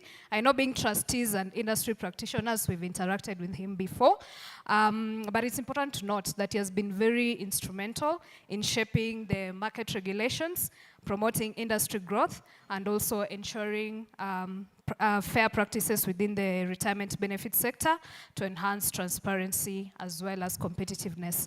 Over to you, John Kerr. I hope I've introduced you well. You're not surprised who am I talking about. This is him. So let us listen carefully so that we can get one or two things from him. Clap for him. Thank you very much for that introduction, and good morning, ladies and gentlemen. It is an honor to stand here on behalf of the Retirement Benefits Authority to present to you industry highlights of this beloved retirement benefits sector of ours. I stand before you or specifically on behalf of the CEO, our CEO, Mr. Charles Mashira, who conveys his regards and expresses his continued support to Enwealth as a valued partner in the retirement benefits sector. I will make a brief presentation on basically key highlights, and then thereafter we shall be guided in terms of further engagements. This particular presentation will more or less cover a status of where the industry is at the moment. We will give you key industry updates, and then we will look at a few policy and strategic interventions that we are following up, and look at stakeholder proposals that we seek to advocate for going forward. I believe you are all, I'm talking, or rather, if I can use spiritual lingo, I'm preaching to the converted. We are all stakeholders and we all understand the mandate of the authority. Therefore, mine is just to emphasize that we are keen on ensuring that we deliver on our mandate. But the key thing here is in partnership and through collaboration. We can only do this together if we are all headed in the same direction. So having said that, our industry, since the authority was established about 25 years ago, has grown in leaps and bounds. In terms of assets, we are now positioned at as of June 2024, we were at 1.9 trillion shillings. But I am sure since then we've now crossed the 2 trillion mark, especially having looked at the various returns that have been filed with the authority. These assets relate to 1,031 schemes, which when investing these assets, over the years, since the authority has been in place, we've seen an average, they've grown at an average rate of about 12% year in year. Enwealth, together with the various other service providers, amount to over 80 service providers that we have. Enwealth, of course, being one of them. Now, cumulatively, the efforts of the service providers, the authority members, etc., amount to 26% of pension coverage in the country, and this relates to about 4.5 million active members. That said, we've seen and observed a few industry growth trends. I've already talked about the growth in the pension assets of 1.9 trillion. We've seen steady growth over the years since the authority was established to regulate the sector. I've already highlighted the average growth over the years of 12%. We've also seen a steady growth of membership, of active membership for that matter, and this is attributed to the increasing awareness of the importance of saving for retirement. And we are also seeing that pension coverage has grown.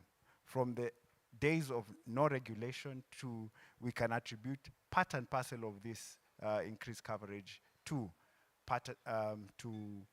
improved regulation, but also improved awareness, financial literacy of the importance of saving. So that, in no doubt, is as a result of your efforts, our efforts as partners in this particular sector.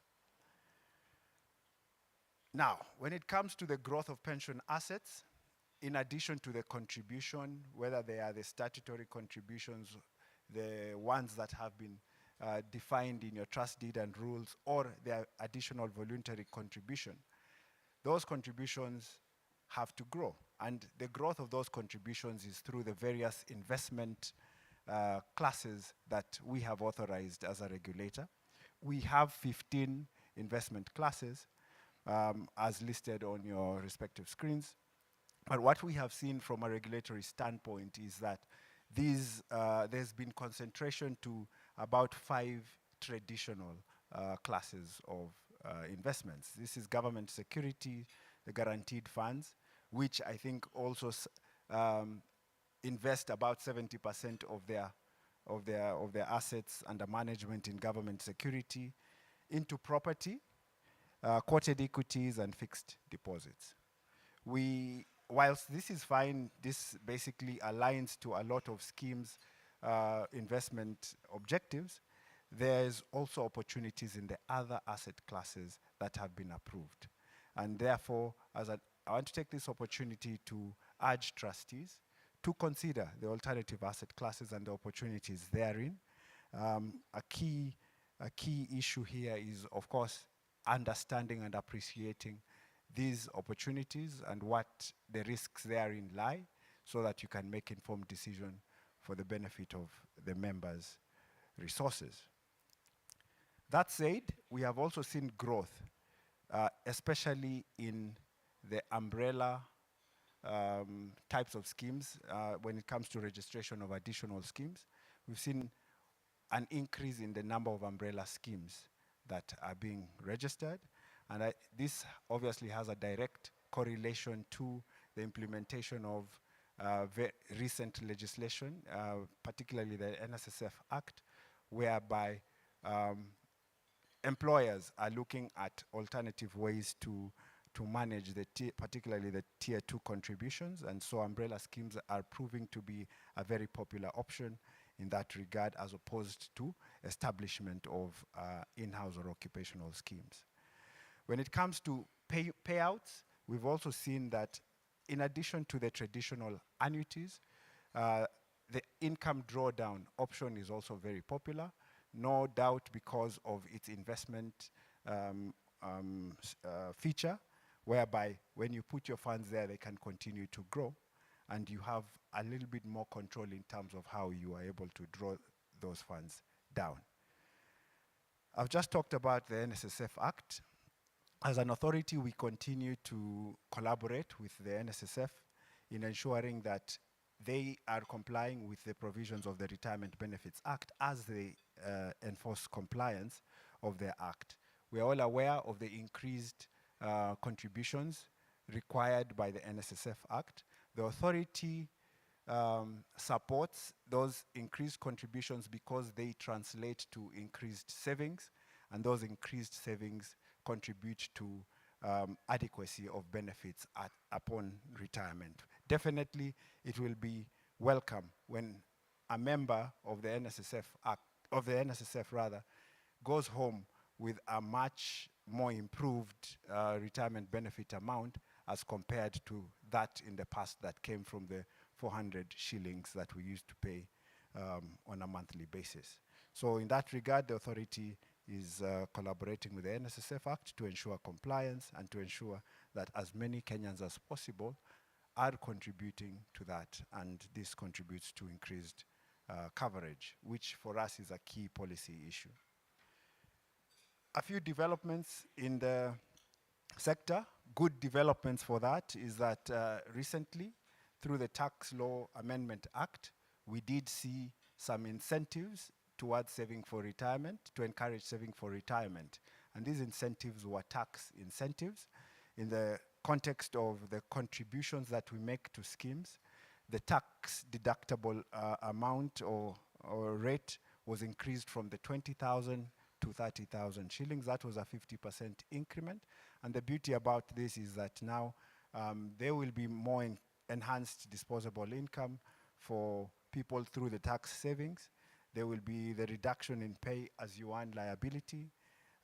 Definitely increased savings. If you are saving up to the 30,000, then that will obviously translate to increased savings and increased retirement benefits.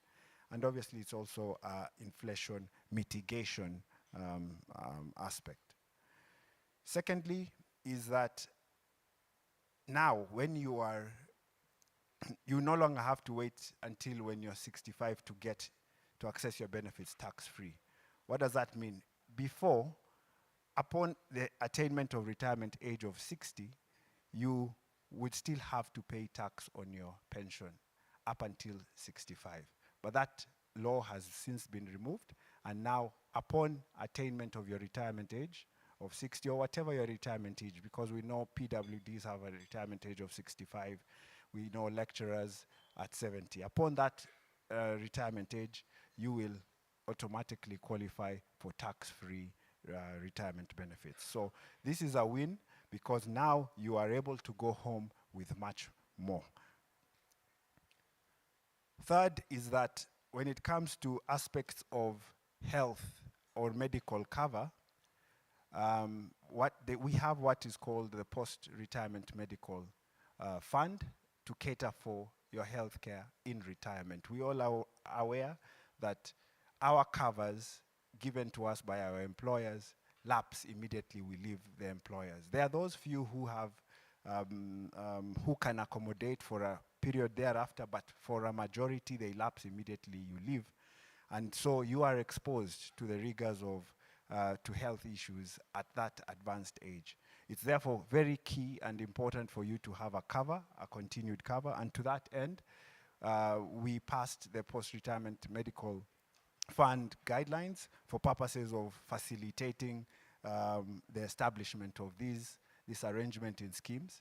And the beauty about it is it also has an element of tax deductibility. Your contributions to your PRMF are tax deductible up to 15,000 shillings per month. So if you combine the 30,000 and the 15,000, you have a tax deductible of 45,000, which can go a long way in not only bolstering your savings, but also reducing your tax obligations and translating to increased disposable income.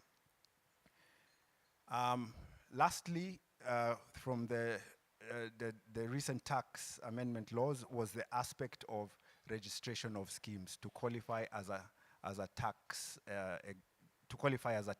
registered entity. In the past, upon registration by the Retirement Benefits Authority, a scheme would have to go to the Kenya Revenue Authority and make an application so that its members can benefit from the tax incentives. Now, that has been changed to just bring about the ease of doing business for schemes. Upon the registration by the authority, that automatically grants you registration at the KRA end. So that basically is for ease for scheme doing business and also for members to benefit from the incentives from an early stage. What are we doing now from macro level is that we are the lead in the implementation of the National Retirement Benefits Policy. We are working with all stakeholders to implement the policy that was launched in late last year. And that policy aims to basically harmonize the various different laws and legislation relating to retirement benefits in the country. Currently, it's fragmented. You do have the civil service scheme that is under the Pensions Act. You have the NSSF that, whilst it's under the Retirement Benefits Authority regulation, it also has the NSSF Act. And you have other schemes who are exclusively under the RBA. So to ensure that there is harmonization of that entire framework, the retirement benefit policy aims to coordinate all of them to ensure good governance and growth of the retirement benefits sector. So under the national retirement benefits policies, there are issues relating to pension coverage. I have already alluded to you that we are at 26% low, considering that our labor market is quite expansive. Therefore, there are strategies and policy recommendations towards increasing this coverage. And this is aligned to the Retirement Benefits Authority's strategic plan, which we launched last year, that also seeks to grow this to 36% by 2029. Another policy issue is the use of technology in the retirement benefits industry. We, as a regulator, we have the vantage point of seeing how schemes operate, and we have seen the challenges where there are manual processes as compared to where there is technology. And with the increasing amount of technology being introduced in various forms, artificial intelligence, blockchain, etc., we see opportunities for growth of the retirement benefits sector. And that's an area we are looking to leverage at. Key is the adequacy of benefits, and here we are talking about income replacement rate. How much are your benefits, retirement benefits, going to, compared to what you were earning before you retired? That's the income replacement rate ratio. The ILO standard is 40%, but we are still quite low. We are, I think, at about 30%. And so it's in our interest to ensure that, there is a sustained standard of living, that this income replacement rate ratio increases, and this will be through ensuring that you have adequate benefits. So the contributions that are made, the additional voluntary, whether they are the mandatory ones or additional voluntary, the investments, are they good investments that ensure that there is sustainable growth in those, in the scheme, to ensure that you have adequate funding upon retirement? So I've already alluded to the issue of investments, and so here we are talking about the diversification of investments, a move or maybe a balance, a nice balance between the traditional asset classes and also the alternative, to leverage on the opportunities presented therein. We are, we've just concluded a review of stakeholder proposals that we would wish to package into policy recommendations for consideration by the government. These policy proposals are cross-cutting. They do touch on governance issues, and I know majority of us who are trustees here have raised concerns about trustee term limits. The 3 years, are they adequate? Maybe not. So what can be done to ensure that trustees are given a longer time to execute their responsibilities, especially considering the investment in those trustees to ensure they do their work well? So that's a consideration we have. The registration of trust funds that exist within our retirement benefit schemes for minors, ensuring that there's oversight over those particular trust funds. We do have the perennial problem of unremitted contributions, particularly in the public sector. Yesterday we were reviewing some reports, and the unremitted contributions to date, just the unremitted contributions without the interest, are at 56 billion. A huge number, and therefore we need to have adequate legal mechanisms and frameworks to address this particular issue. One of the key things that affects the adequacy of benefits is always the early withdrawals. And to that end, as an authority, we are also keen to ensure that there will be some more interventions relating to preservation of benefits, so that they can stay in the scheme longer, for them to grow, so that eventually you have appropriate retirement benefits. Of course, it's good to have an inclusive financial sector, and in that regard, we are also looking at Sharia-compliant investment frameworks. And lastly, one of the key issues that has emerged of late is this issue of commissions paid on to deposit administration funds.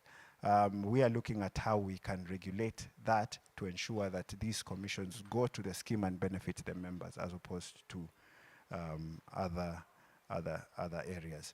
So in conclusion, I just want to summarize this overview by highlighting that we now have the tax incentives to enable us expand the coverage. The authority is implementing the National Retirement Benefits Policy, and we are keen to partnering with you to ensure that we deliver on its recommendations. We are working with the Kenya Revenue Authority to amend our respective laws with respect to addressing the issue of unremitted contributions.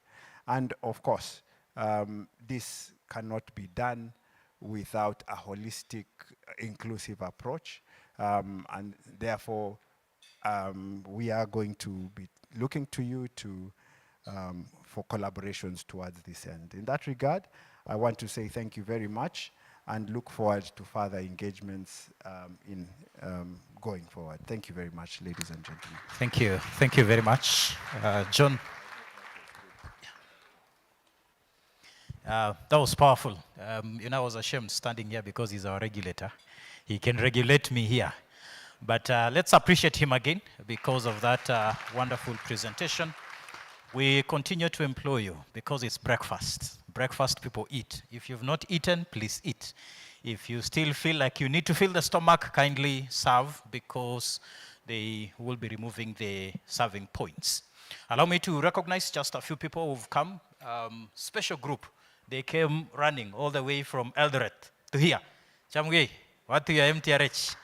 Let's clap for them. Thank you very much. We appreciate our partners in the medical space, that is Christian Health Association of Kenya and MEDS, Mission for Essential Drugs and Supplies, where we appreciate you and thank you very much for coming. Our police, of course, the security is very key. National Police Service Commission, we appreciate you for coming and we've seen you somewhere. Kenya Industrial Estate, our scholars, KLB, Kingdom Bank, our bankers. Thank you very much for coming. We appreciate all of you, and we will have a chance to appreciate everyone until we finish this program. I was told that I had not appreciated a lady, and I'm a very balanced person, now that I've also worked in government. Can I see, now this, Kea, there's a report you did on, there's a survey you did, and you're saying most men were complaining that they didn't have money at retirement, while ladies were not complaining. Do you think men are pessimistic? Or is it that ladies are more optimistic than we are as men? Ladies have our money. Eh? Ladies have our money, that's why we are complaining. Now, let me see a bold lady come here, dressed in red. Bold lady, come. Dressed in red, in one. There's a present, there's a present. There's a present. Let's clap for her. Thank you very much. What's your name? Good morning, everyone. Yes, my name is Sheila Wamboi. Yes, Sheila, I know you're looking fairly young. Today is Valentine, and your boyfriend has just asked for a simple gift because men are complaining. He has asked for a simple gift. Give him a financial tip as a Valentine gift today. A financial tip. Okay. Saving and investing and making prior plans to your goals or any project that you have. Cultivate a culture of saving and saving towards the goal. Address the boyfriend. Say hi, dear. Thank you. Let's clap for her. And I have a present for you here. We appreciate you, and we are hoping that your future husband or your husband in the far future will not be complaining with the rest. We want to transition to the next presenter, and the next presentations will be very brief, 5 minutes max, so that then we allow you more time to eat and to interact.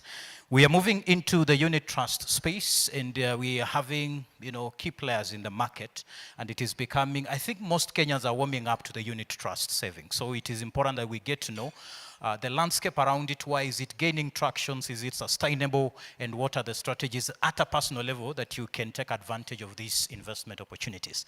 Ladies and gentlemen, put our hands together with a round of applause as we invite our next speaker, Joel Korir from All Mutual, as he's coming. Kupiga makofi inafanywa namna hivi.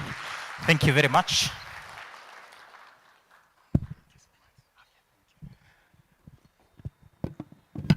All protocols observed. Good morning. Joel Korir is my name, and we've eaten well. Allow me to disturb you a bit, just for a second. I know some could be feeling stiff legs here and they are wondering, how do I stretch? Please, let's just stretch for a second. Stretch and throw your hands freely.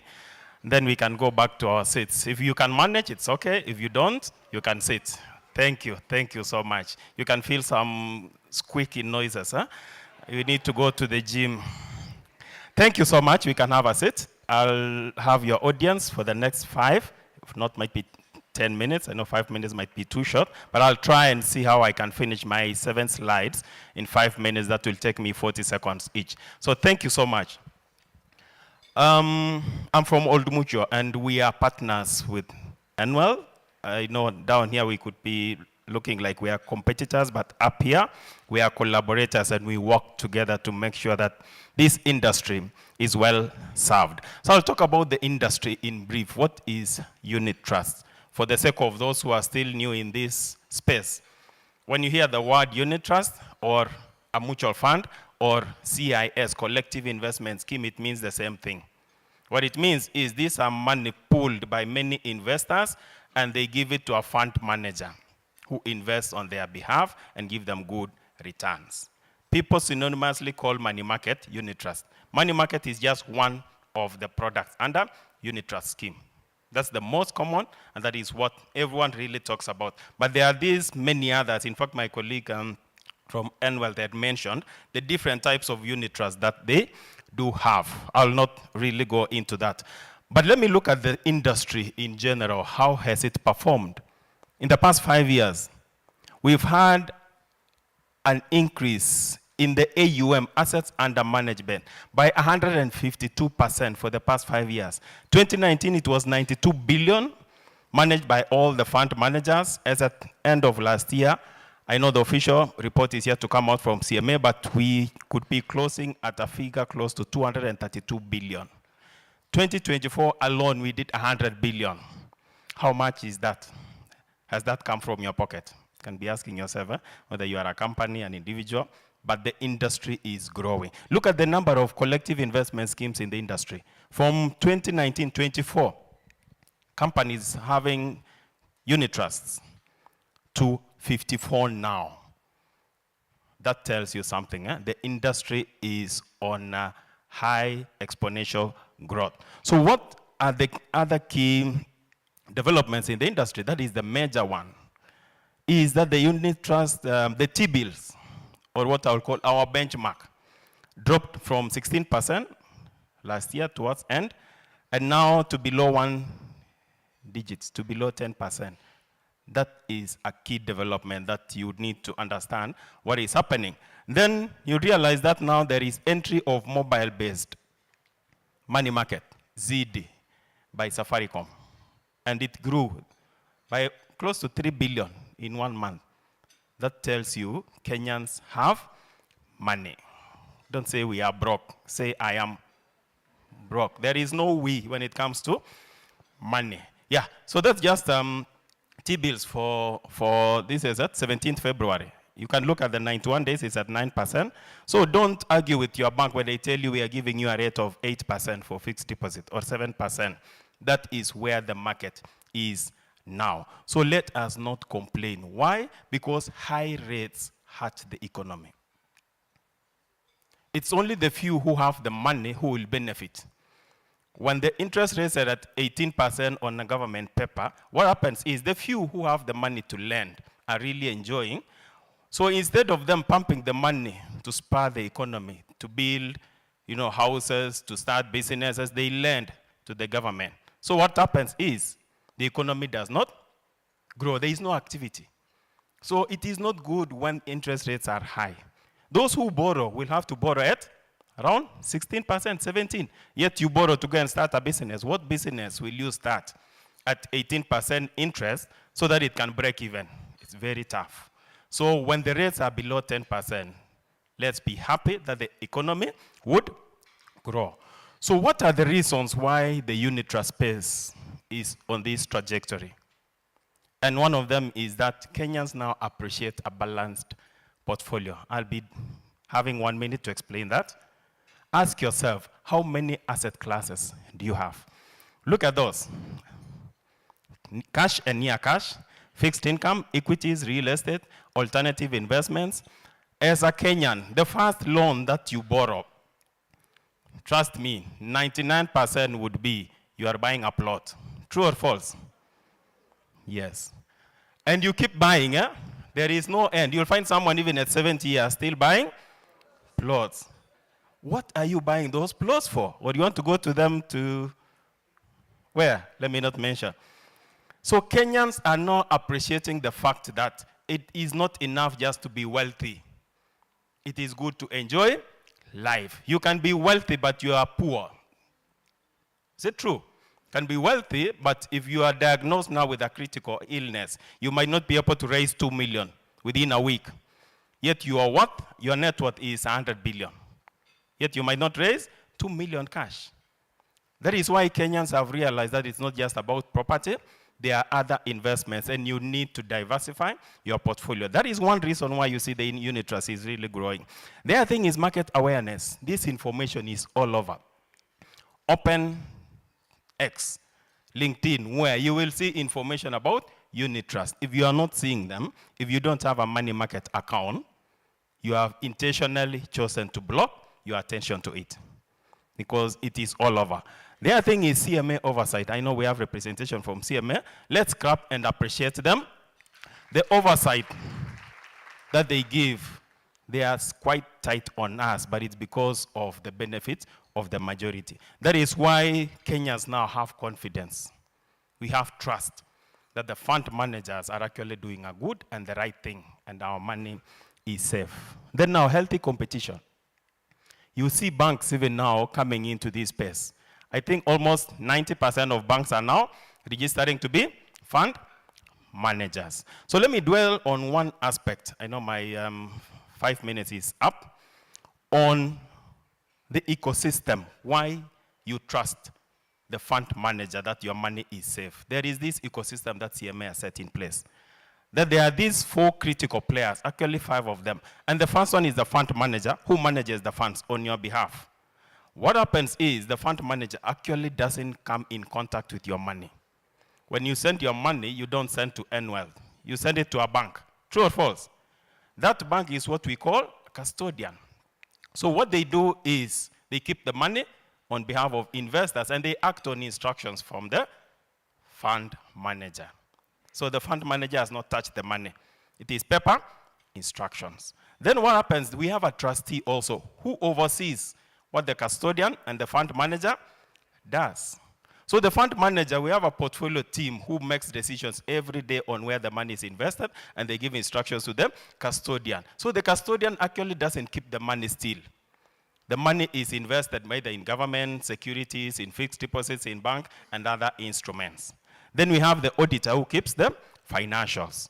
And one critical item part is the distributor, the guys who talk to you, the financial advisors. Without them, you will not be knowing that there is a money market. So as I close, ask yourself, personal question, George mwenyewe, how many of these asset classes do you have? That is your homework. It is good to diversify your portfolio. And it's good that our courageous lady here said that men don't save. If you ask the ladies here, almost all of them have money market accounts because a money market is near cash. Cash and money market is the most liquid form of investments. Money market now, we've made it even so easy that the normal way is within 2 days you have your money. Some have even gone to an extent where you can actually get it real time within M-Pesa. That is how easy it is. That's why we're calling it cash and money market. If you don't have one today, please make sure you see the Enwealth team before you leave today and open up money market account. You cannot invest when you don't even know how to save. Unless you're borrowing to invest. That is blind investing. But it's good to save so that you can invest. So ask yourself, what do you have in all these asset classes? As you progress, look at where property is. It is the most illiquid investment. It cannot pay your medical bills if you are diagnosed unwell, but a money market will pay. Thank you so much, and thank you for your audience. Thank you very much. Looks like, men, the Valentine gift we will be giving you will be brochures for money markets as you go home. Allow me to then transition, again, 5 minutes, so that then we allow you to ask all the questions that you came with and from the presentations you've had. NSSF is celebrating year 3 after the implementation of the Act of 2013. What do we expect from the sponsor's perspective and from the scheme's perspective. Ladies and gentlemen, let's put our hands together as we invite Albanas Mudhoka, the Assistant General Manager Operations at Enwealth. Tumpigie makofi tafadhali, najua ni mwanaume. Right, thank you, MC. And at least I can say I attempted to get something ready in my house. Unfortunately, I did not manage to get anything I can put on. And it looks like I'll have to extend this search in the office.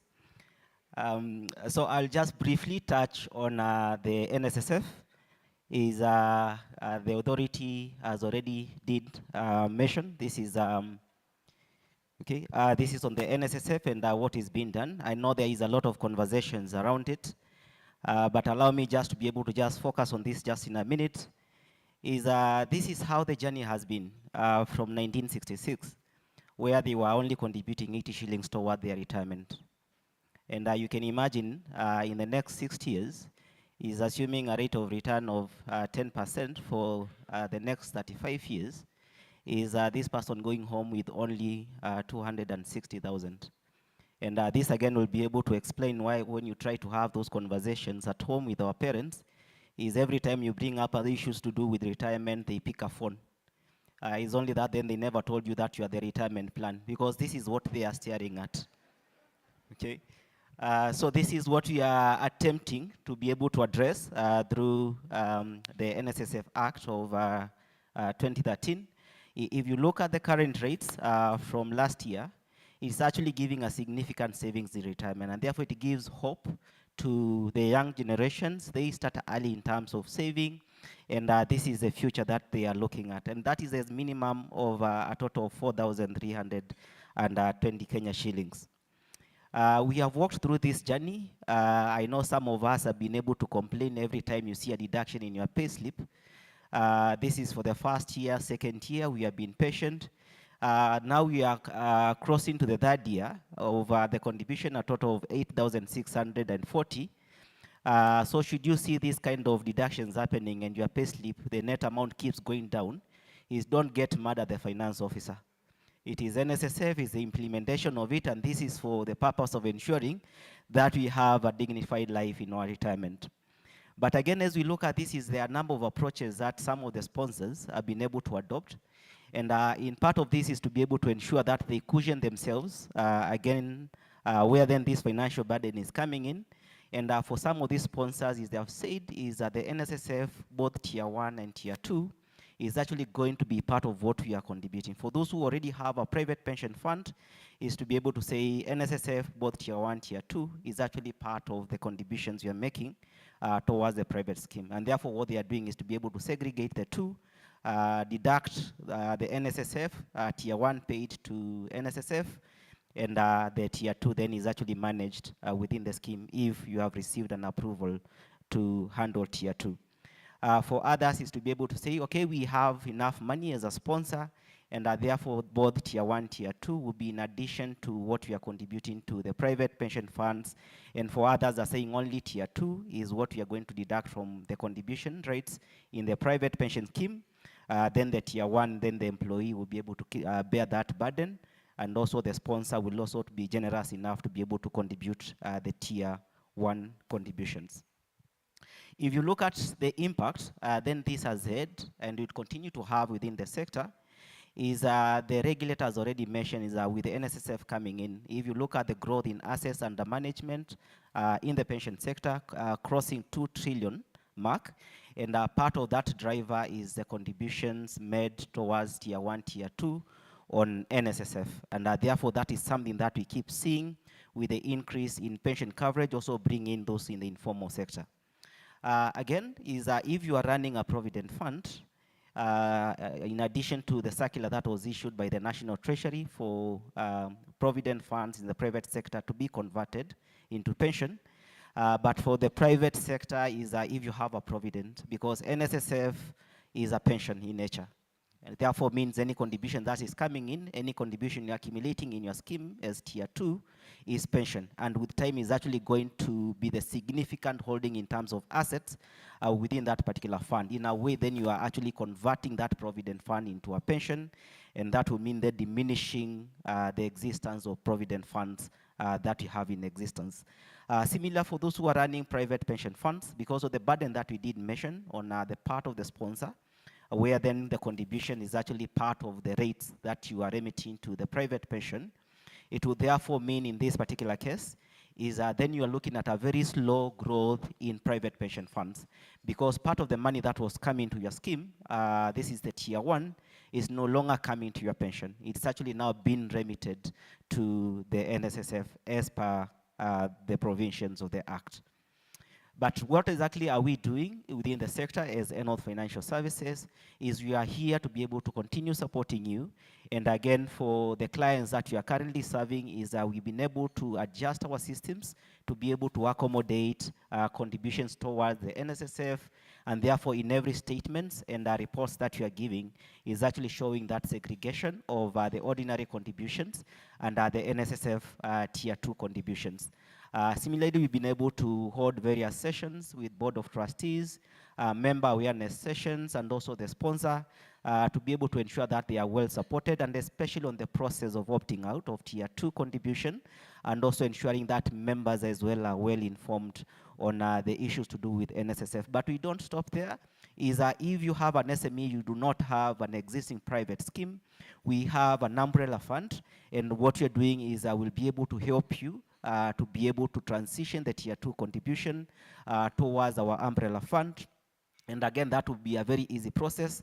We already have the contracting out certificate and are allowed to be able to receive tier 2 contributions as Enwealth Umbrella Fund. And therefore, those who are looking for that particular option is we give you the assurance we are here to be able to support you and to help you manage the tier 2 contributions. I think with that, MC, this marks the end of my presentation, but again, we'll be able to have more interactions in the next session. Thank you. Thank you. Let's clap for Albanas as I invite my men of Vela. I have some men of Vela who are standing back there, Kuyu and the rest of the team. Let's clap for those men. They said they have some gifts, Valentine gifts, as they sought me on stage. Let us stand on our feet as we transition on the Q&A. So we will purely have Q&A. We will not be asking questions as MCs. We will take it back to you so that then you ask the question to cut down on time. Tumelewana? Ni kwa sababu tunawapenda. Now, ask your neighbor, there has been an issue of income adequacy and the matter of health, the survey that was released. What do you think we need to do? Starting with men, and then women. Just strategies we need to do, because income adequacy has been talked about all over, the health issues. People are using their children as retirement package and all that. What strategies do we need to have in place? Talk to your neighbor. Make sure you talk to at least 5 people as you converse. And I will be asking, the table that has the most good answer, we have a present for you. The table with a good answer, we have a present for you. So the question is, there is income inadequacy at retirement, health concerns, people are not able to pay the bills, men are complaining they don't have money. What do we need to do at early stage as today, so that then we are able to attend to that? You have about 1 minute to do that.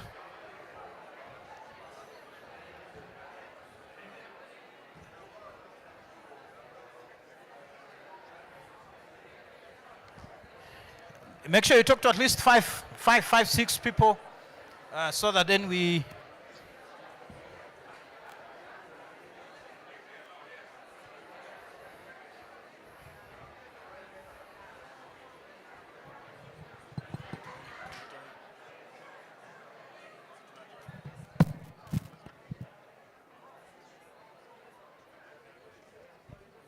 Good, thank you, and make sure you share contacts so that then you are able to continue with the conversation after this. Good. Let's have our seats. Thank you. Clap for your desk because they did well. Clap for your desk because they did well. That conversation continues I will be picking those answers as we proceed so that then we get to lay strategies. One of the things that we do with Enwealth as Enwealth is industry conversations that drive policy. And we are hoping that out of this breakfast, we are able to have conversations and drive the industry towards a particular direction so that then we are able to promote the industry. Ladies and gentlemen, it's a chance to ask the question. Who will you be asking the question? Number one, the regulator, of course. Let's clap for John Kea as he joins me on stage. NSSF, of course, there are a few questions that are coming in. Let's clap for Albanas as he's joining me on stage. There has been legal issues. How do we implement the tax manenos, the gratuity and all that? Allow me to invite Opa Wanyama, the head of our legal and compliance, as she's joining us on stage. Any other economic questions that you may have? We have Chris Mugi from Old Mutual. Let's clap for him as he's joining me on stage as well, so that then we may proceed with the questions. Thank you very much. CMA, Justice, yes. I was looking for you so that I know how to call you well. Let's clap for him as he comes on stage. This is Mr. Justice, very tall. He will be giving us very comprehensive responses. Ladies and gentlemen, questions from all of us. Microphones are all over, starting from that table. John, that table, there are two questions. That is table number one, table number two.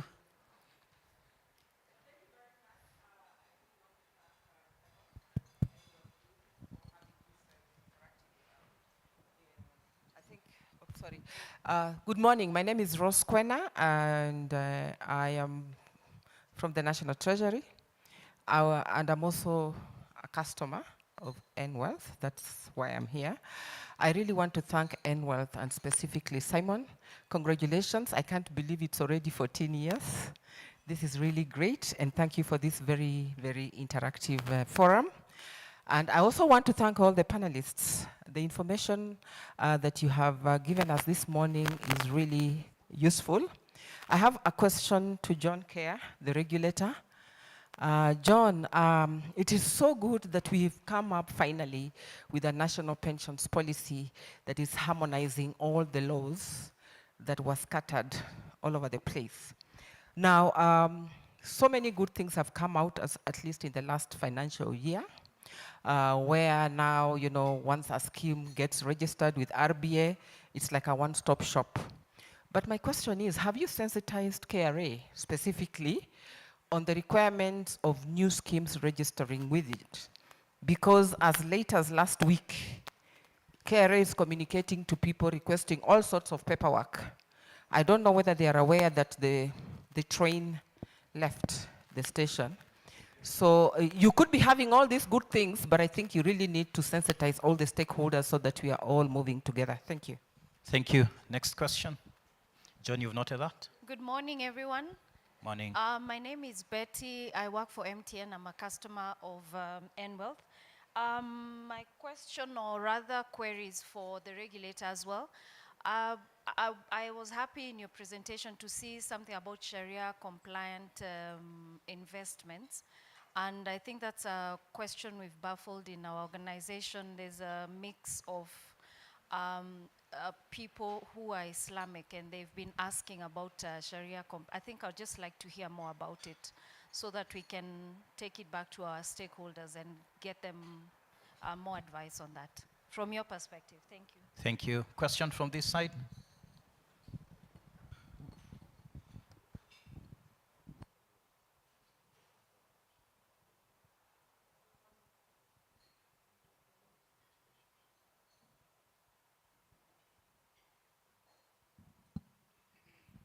Good morning. My name is Juliana. My question is to the regulator on the proposals. There's one on deposit administration commission, something like that. That the commissions that go to agencies should go now to the schemes. I'm wondering if the timing is right, because you improved on the valuation of bonds. So I don't know if you've done projections, if schemes will be moving to deposit administration still, or they'll still remain under segregated funds. I'm just wondering how that proposal is coming up? And why now? John, it looks like it's your show to run. We give you about 1.5 minutes per question. Thank you very much, Rose, Betty, and Juliana, for your questions. Starting off with the question on sensitization of Kenya Revenue Authority on the new law. I think that's work in progress. I am a bit surprised that they are still doing so, requiring for all this documentation, but we are engaging with KRA, actively engaging with them on various aspects at the moment. So let me commit to following that particular issue up and ensuring that schemes have that ease of doing business that we desire by ensuring that they will comply with the requirements of that law. Betty from MTN wishes to hear more about Sharia-compliant investments. I think we all appreciate that when it comes to Sharia law and particularly investments, there is a whole aspect of interest, them not wanting investments that generate interest. So it's more about capital gain in this regard, and of course revenues in terms of revenues from the various investments. So what we are doing is we are looking at, we've collaborated with the various Sharia authorities to come up with a framework that we'll be able to roll out to fund managers and all other interested stakeholders. The whole idea is these investments have to be approved by a committee or a council, a Sharia council. They have to be reviewed prior to being rolled up. So the authority is looking at how it could have that particular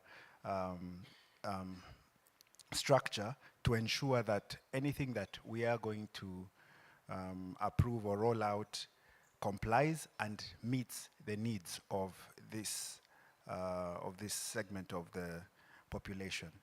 In addition, we do have some regulatory changes in that regard. We did exempt a lot of the investors, particularly who are investing in Sharia compliance. In terms of governance, there were some exemptions that were contained in last year's regulations. I will just have to refer to the particular legislation, but we have seen that we do have various interventions to try and support and bolster and ensure inclusivity in that regard. Juliana asked about the aspect of deposit administration and the commissions. So this was informed by a trend that we are seeing, whereby a lot of schemes are transitioning their funds from segregated to deposit administration, even where the performance is still very good and competitive in the segregated. Now, we do a lot of research to appreciate what goes on or what informs the decisions in this regard.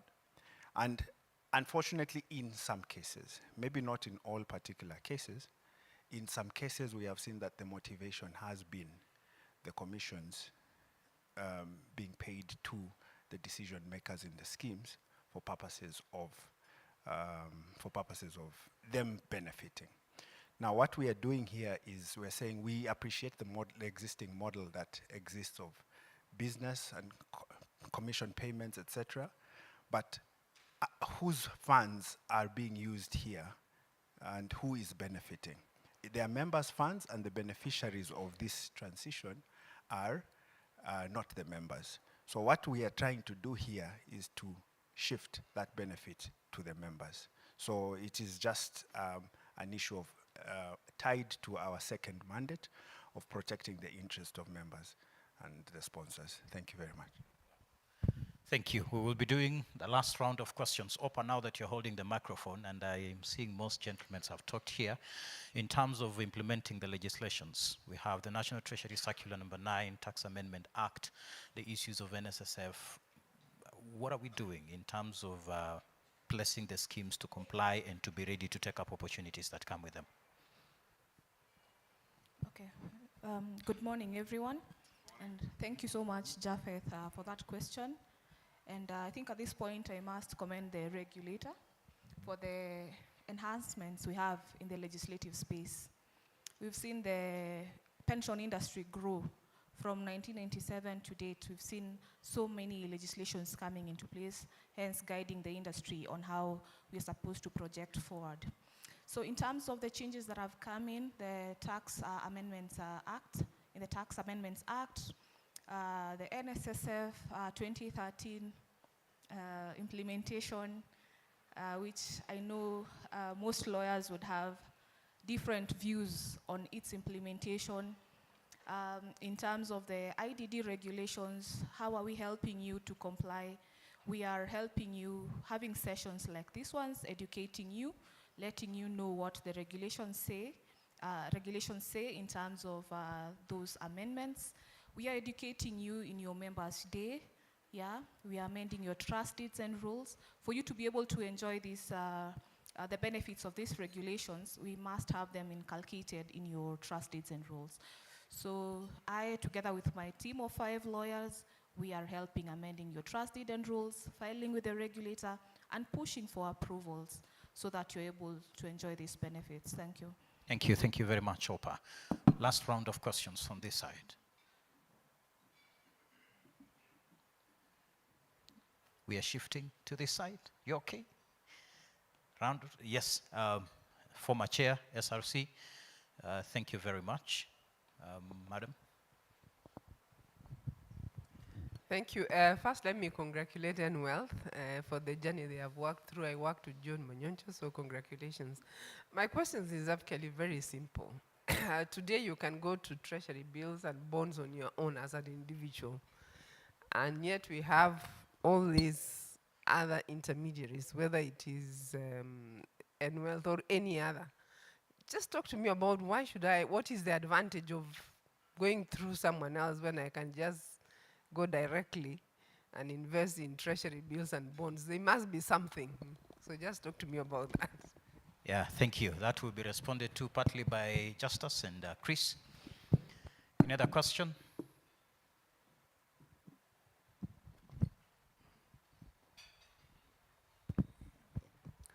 Let me also start by saying good morning. Very nice. So thanks to Enwealth, Simon, Ken, and Jen for organizing this. I think it's a very important session to have conversations on how to push our market forward.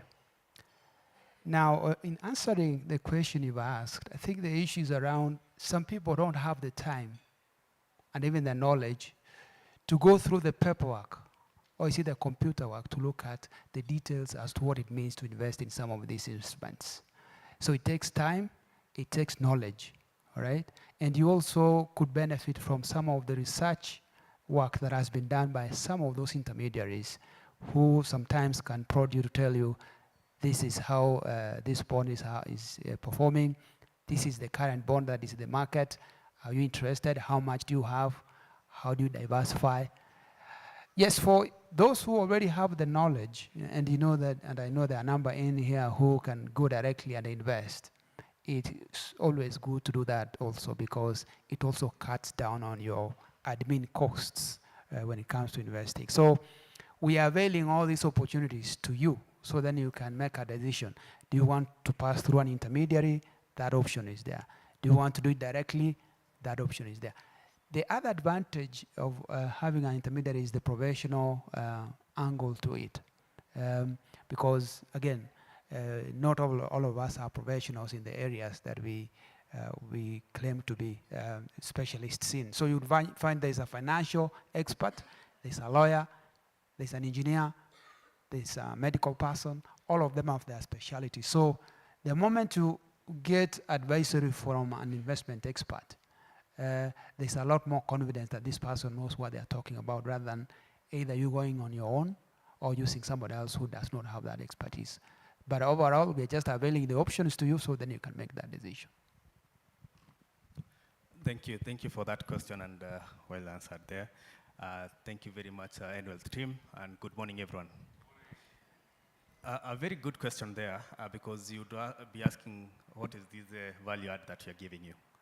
I know partly has been addressed, but other than, in addition to what he has mentioned, there are quite a number of other things that we need to look at. When you look at T-bills, it's just one product or one asset class that you're just looking at in the investment horizon, right? So when you come to a professional, say you enroll the fund manager, we are also providing you with one, what we call diversification. So we are able to give you different assets. Then the other thing that you also need to think about is what are your needs in terms of also the liquidity aspect. Because if you're to lock in today, an example, the T-bill, right? So the earliest you're going to get that money is after 3 months, right? And what if you had invested in a money market and you needed maybe to pay school fees today? So if you are to, we give you the liquidity that is there because we are also able to pull other funds and we are able to sort out your liquidity needs without losing your interest. If you are to go to central bank for maybe to liquidate that, they will get you maybe a haircut of around what? Around 3%, right? So that means you'll have lost some of the income that you're trying to get. The other thing is also the flexibility aspect, that we are able to give you a wide array of other products that we'll be able to get because you're in our ecosystem, and we also give you what he has mentioned in terms of education and all that as we go along. I hope we've been able to address your question. Thank you. Thank you very much. I see there's a last question there. Yeah. My name is Belinda, independent investment advisor. And there's something you talked about RBA and the retirement medical fund. What's the minimum entry for one to start contributing into that particular medical fund? And also the other thing is a comment. Perhaps for RBA, you could think about also adding execution. How do you execute starting to plan for your retirement? Because we know we only have 2% of people who contribute to retirement. So that's a big issue. So how do you deal with it? Perhaps also show the easy 1, 2, 3 steps of executing how to plan for, or how to execute your retirement plans. Thank you.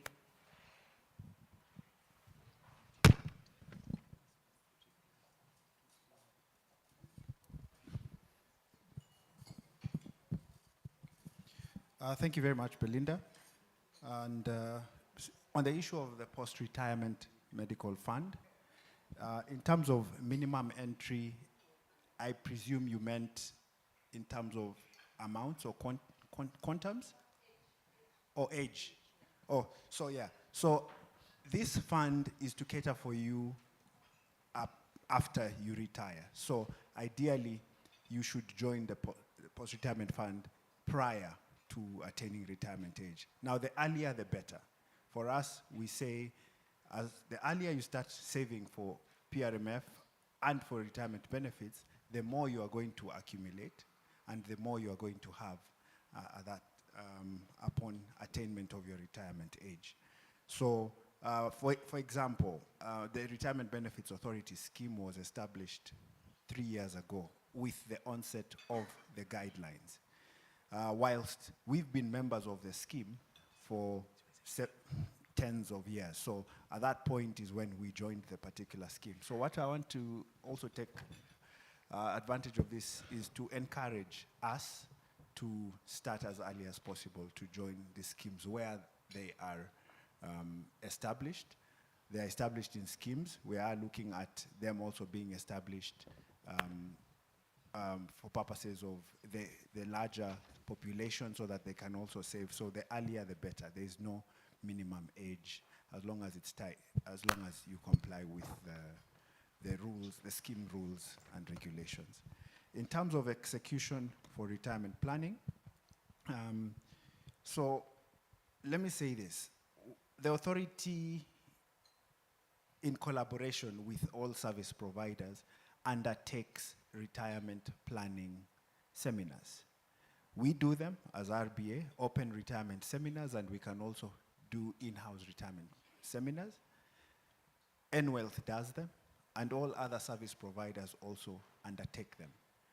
What they aim to do is to empower people on what the steps they need to take for purposes of retirement planning. So for us, what we would, in terms of steps, we would say the first thing is whether you are an employee with an occupational scheme or an individual, independent advisor like yourself, is first of all set out what your goals are, your retirement goals are. Thereafter, identify a scheme that will align with those particular goals, and then you start to save. It's important for you as a member of a scheme to know your rights, which you have to exercise on a continuous basis to ensure that your funds are well protected. As regulators, we will do our bit. As service providers, will also, they'll also do their bit, but also as a member, you cannot delegate fully and expect that upon your retirement age, you will have your money. You have to constantly follow through. So I would say the steps are, number one, identify your needs. Number two, identify the scheme, start saving.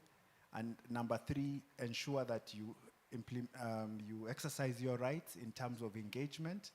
And the other thing I would say is try as much as possible not to withdraw those funds from the scheme. We do know there are circumstances that may warrant, but try as much as possible to ensure those funds are preserved in the scheme for them to benefit from the growth, compounding growth, and those various other investment factors.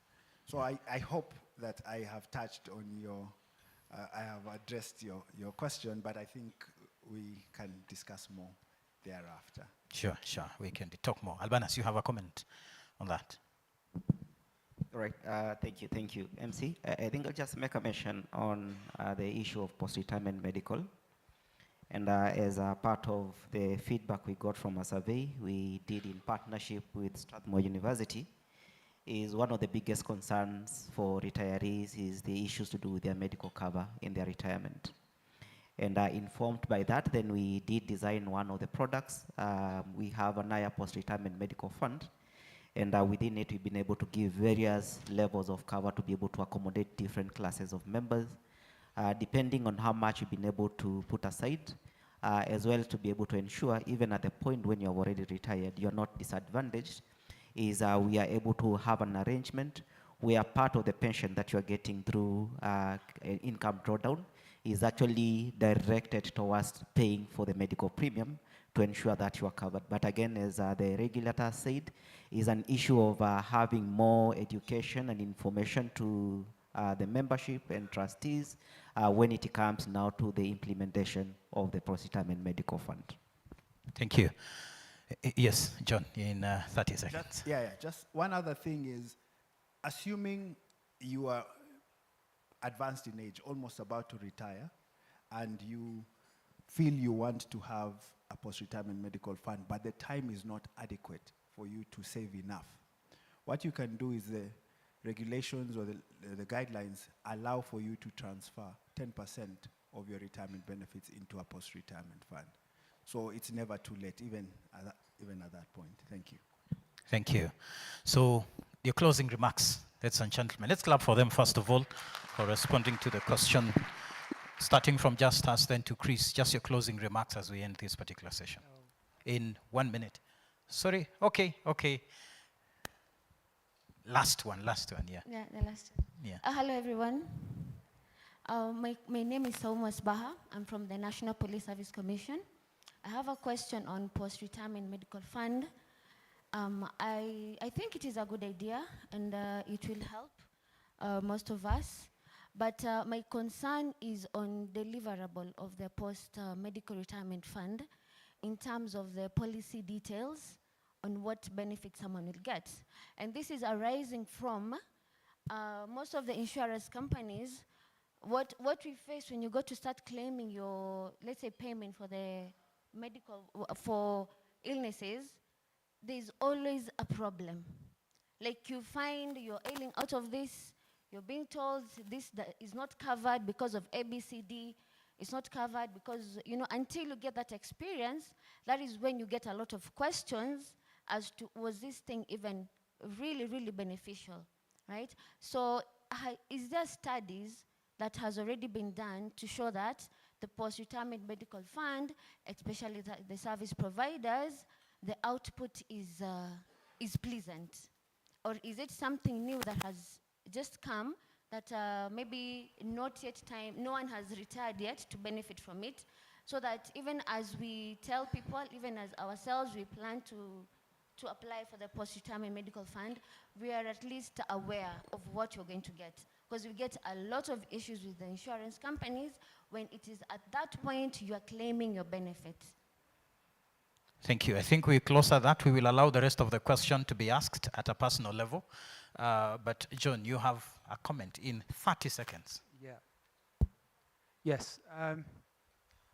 Now, 3 points to mention.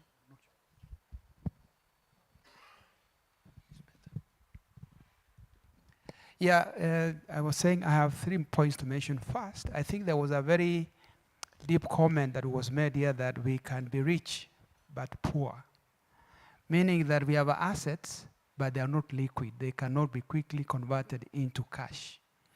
It becomes a crisis when you are older.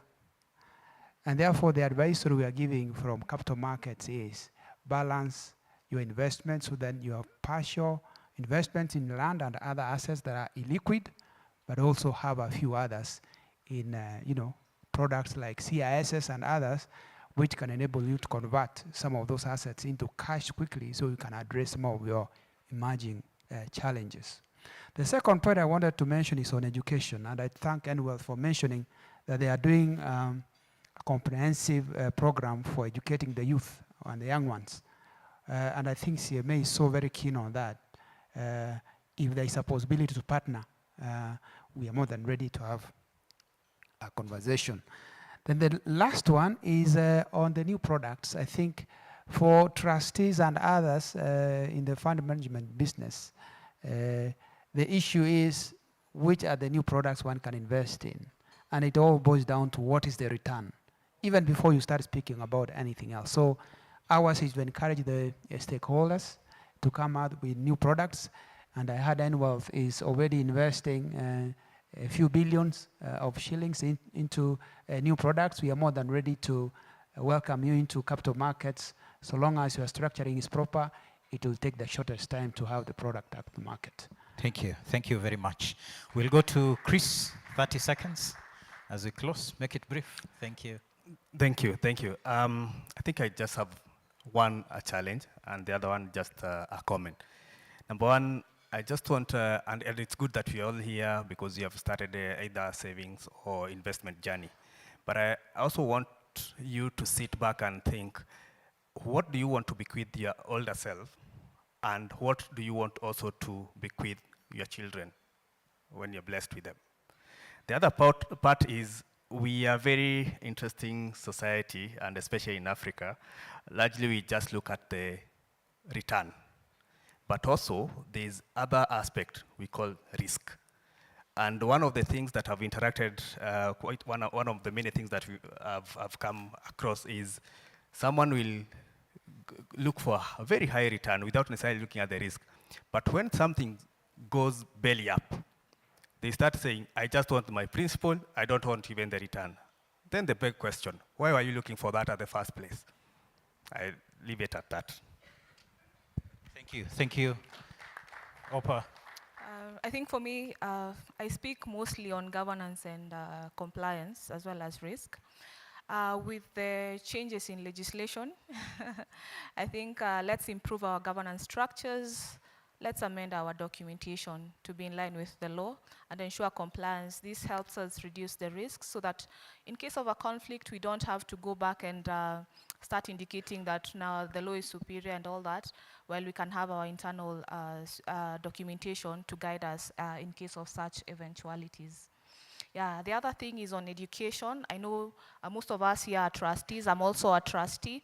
Let's educate our members more on the changes in legislation, the access of benefits, what they can access, what they cannot.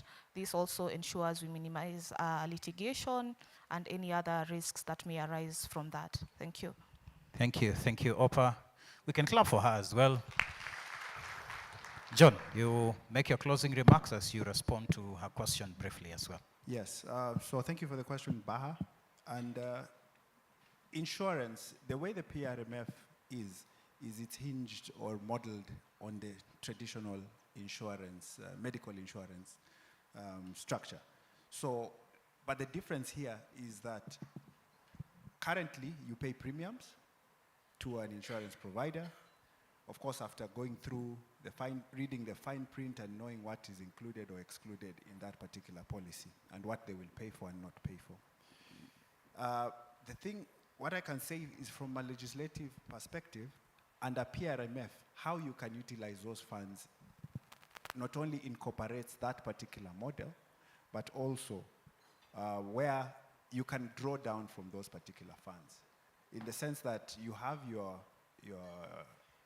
savings under the PRMF, and every time a need arises, from a medical need arises, you have the option to actually draw down from that particular fund. In that regard, you would be able to pay for anything and address this particular issue of exclusion. Additionally, you can even transfer these funds to a medical provider who will manage them for you. So they can remain in the PRMF fund, transfer them to a provider, or you can purchase a policy. So I think in that regard, there is some flexibility there. But what I will say in terms of policy and exclusions is as you sign that particular policy, you have to undertake your due diligence to ensure that it addresses the needs that you need it to, so that then you are not surprised at that point. And that's where, that takes me back to the issue of member rights, knowing your rights and being able to exercise them. That said, the authority, my closing remarks are that the authority vision is dignity in retirement. And so to that end, we are interested in ensuring that you will have the wealth and the health to thrive in retirement. And we can only do that through collaboration. And I want us to all commit towards collaborating, not only for our clients, but also for ourselves and for the good of this nation. Thank you. Thank you, John. Let's clap for him from the regulator. I think he's done us justice in terms of responding to the question. Thank you, John. Albanas. All right, thank you. I think for me is to say is we appreciate you. And we are way beyond just a boardroom relationship. Or when you are just selling your product, is we are a partner that you can always be able to believe and trust in. And usually we say it's not always about money. And it's a conversation that we have always had, even in our board meetings when our directors are there. But it's, and I know everyone loves money, but again, sometimes it's a conversation of the transformation that we want to be able to make, the impact we want to make on the people that we have partnered with. And this is yourself who have believed in us. And even today we have demonstrated our care for you, being here. And it being a Valentine, we didn't run away from you. So for us, we appreciate you and know that we value the partnership. And we all have a role and a responsibility to transform our future. Speak to our relatives, speak to our brother, speak to our friend. Let them start working towards saving for their retirement. We are here to partner, to support you, and to work with them. Thank you. Thank you. Thank you very much. Ladies and gentlemen, thank you very much for the great insight. Thank you for the great responses. Thank you for the education you have brought. We really appreciate you. Let's give them a round of applause as they take their seats. Asanteni sana, Mungu awabariki, muendelee kutufunza na wanaume tutengeneze pesa. Thank you, thank you, thank you very much. We are almost done with the presentation. We're actually done with the presentation, the most serious part of it. Now, those who have eyes, Waswahili wanasema aliye na macho, haambiwi tazama. Kwa hivyo kama huambiwi tazama, unaona pande hii yangu, kuna mambo yameshafika. So we are transitioning from the hard facts to party time. We promised a party, and we are just doing a rehearsal right now. In the year 2011, Simon and Ken, they dreamt and said, why can they come together and see how they can help the industry have some financial dignity? The journey started then with one staff, then two staff, with one client. The first check was 20,000 worth. And now that has grown with zero fund under administration and management. And now we are talking about 950 billion assets under administration. Ladies and gentlemen, we appreciate you and we thank you and we value you for the journey you have walked with us for the last 14 years. And it is for that reason that we want to share this celebration with you. But before we do that, allow me just to, because of impact we have created, I know we have talked about the impact we've created with you. We've also created the impact in the society. Allow me to invite Director Ken to just speak about the foundation and what we've done to change the world. Tumpigie makofi. Thank you, Japheth. Definitely when we began the business with Simon, one of the things I told him, it cannot be about money. Because if it's about money, we will have it. Are you looking for a reliable place to save and grow your NSSF? Been enough, and I'm sure you're working because of that. And therefore, when we started the business, one of the things we felt is that we need to be able to give back to society. And we established a foundation. Not then we were paying out of what Enwealth Financial Services was making, and one of the daring statements we say that 10% of our revenue will go to supporting the less fortunate, especially the orphans in terms of education. Of course, since then, we have established a fully fledged foundation, Enwealth Foundation Limited, which is a separate arm whose business is to ensure that we are able to deal with the less fortunate in the society. It's now registered, I think it's 2 years old now, about 2 years old, but we've been paying for students since 2011 when we were established. We are very grateful that we have dispensed over 80 million Kenya shillings to support, especially education for now. We've had over 300 students. I think last year we had over 240, 60 transitioned. A number of those have gone to university. About 160 are still in the final stages of this year. And we are happy to see the kind of impact that it is creating on the young men and women who have passed through our hands. And that's why today we felt it would be incomplete if we don't at least bring one of the testimonials, one of the young men who's gone through the process and who have enjoyed the benefit of actually going through Enwealth. And which other service provider wishes you happy Valentine? Or who has ever wished you happy Valentine like Enwealth? But without much ado, let me welcome, where's our testimonial? Please come. Calvin. Calvin, where are you? Give him a round of applause. You mean you are here?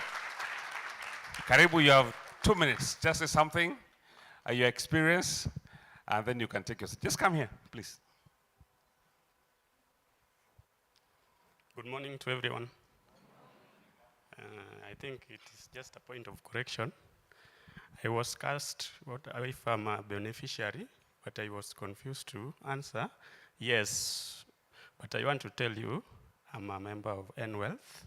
I started saving with Enwealth recently, and I think my goals will be fulfilled. So I'm much sorry for that. I'm not a beneficiary to Enwealth. Yes. Sorry? Oh, you are saving with us. Yes. I know we had a testimony for a beneficiary. I don't know where. Huh? Apologies for that. Okay, it's okay. Just close for that. No, that's okay. I know we've had many of those. In fact, some of those beneficiaries, just in case, because we expect them to be here, once you go to our website, there are very many of them who have given their testimonies, what has happened. I think the last one we got was a student at Kiss University. He's in final year. And he gave his comment saying, if it was not for Enwealth, where it would be to be very challenging. Yes? You are where? You are the one? Yes. How can you make me sweat, cold sweat like this? Okay, please come here. Okay, sorry. Good morning. My name is Agano. I'm one of the beneficiary of Enwealth. First, thank you so much to Ken and Simon and to the entire Enwealth fraternity for giving me this opportunity to stand before all these wonderful people today. Okay, Enwealth came to my rescue in the year 2012.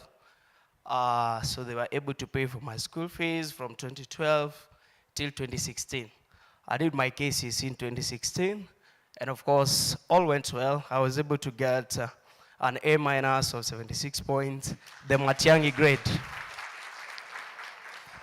So fast forward, I was able to do my computer science in Kenyatta University main campus. I was able to finish it in the year 2022, and currently I'm more of an entrepreneur. I'm working more on the software development, creating apps, creating websites. Along the side, of course, I have a key interest in science subjects, so I also tuition students as well on maths, chemistry, biology. So all is going well. So for me to be here at the point is because of the love and the good welfare that Enwealth has given onto us. And it's not only me. We are a team of many other alumni of Enwealth. They are able to support majority of us, but I'm one of the pioneers when the system of Enwealth Fantasy program was being incorporated. So for those who are clients to Enwealth, they have a very good welfare team. Continue supporting them, and my desire as one of the beneficiary of Enwealth is to have my own company and also support them through whatever they do, like the money markets and all these things. So that is my desire, and I know I'll reach there. Thank you so much for this chance. Thank you. Thank you very much, and coming at the right time. One of our values in Enwealth is care. So care for not just about money, but care about people and the staff and yourselves. And therefore, if it wasn't because of you, I'm sure we would not have helped this young man and many other young men who've been helped. I remember 2-3 years ago, we were praying for somebody from Marsabit. They had admission, no money. But by God's grace, we were able to pay school fees, and I'm sure they'll be graduating probably in another 2 or 3 years, they'll be finishing. But thank you very much. Thank you for your support. If you hear there are people who have got money, they don't know where to send it to, we have a full-fledged foundation that is independent of the company so that the finances and money received there's no confusion. So God bless you, and thank you very much. Oh yes, and it's tax exempt, all right? We have a tax exemption certificate from KRA. So the money that comes there does the job 100%. Thank you. Thank you. Thank you very much, Director Ken, and thank you, our clients, because we are not able to do this if you were not our partners. Clap for yourself again, and thank you very much. Before we move into the party session, Professor Kitunyi, Associate Professor at Strathmore University, let's clap for her as she's coming. She's coming to talk about a survey we're doing through Enwealth Conversation, just in about 2 minutes, so that then she guides us through. Prof. Good morning, everyone. Thank you very much for this opportunity. Congratulations, Simon and Mr. Ken there. Thank you for inviting me. This has been lovely. Congratulations for the 14 years. I didn't know you've been at it for 14 years, but this is well done. My name is Dr. Kitunyi. I am not yet professor. So yes, we are doing, I have only 2 minutes, so I cannot speak that much. We are doing a research from Strathmore with Enwealth on trustee sentiments. Now, I'm here to convince you about how beneficial this will be for everyone, the brokers, the fund managers, the administrators, the members of the scheme, trustees, and the administrators themselves, the 5 teams that were talked about who play a big role in managing the pension funds. So there is a survey that was shared with many of you, but perhaps you did not know what it was about, and maybe the questions seemed a bit many. I don't think they are complicated, and maybe you do not realize the benefit, and so maybe you are not encouraged to participate. Now, Enwealth has talked about personalized, designed products. To achieve that personalization, it is good to know what drives the decisions that trustees make. You know, the ones who actually give us the funds. Well, the members give us the funds, but those funds are represented by trustees. So it is good to see what drives those trustees so that we can design things that are products that are appropriate so that everybody can benefit, because all of us benefit from managing those funds well.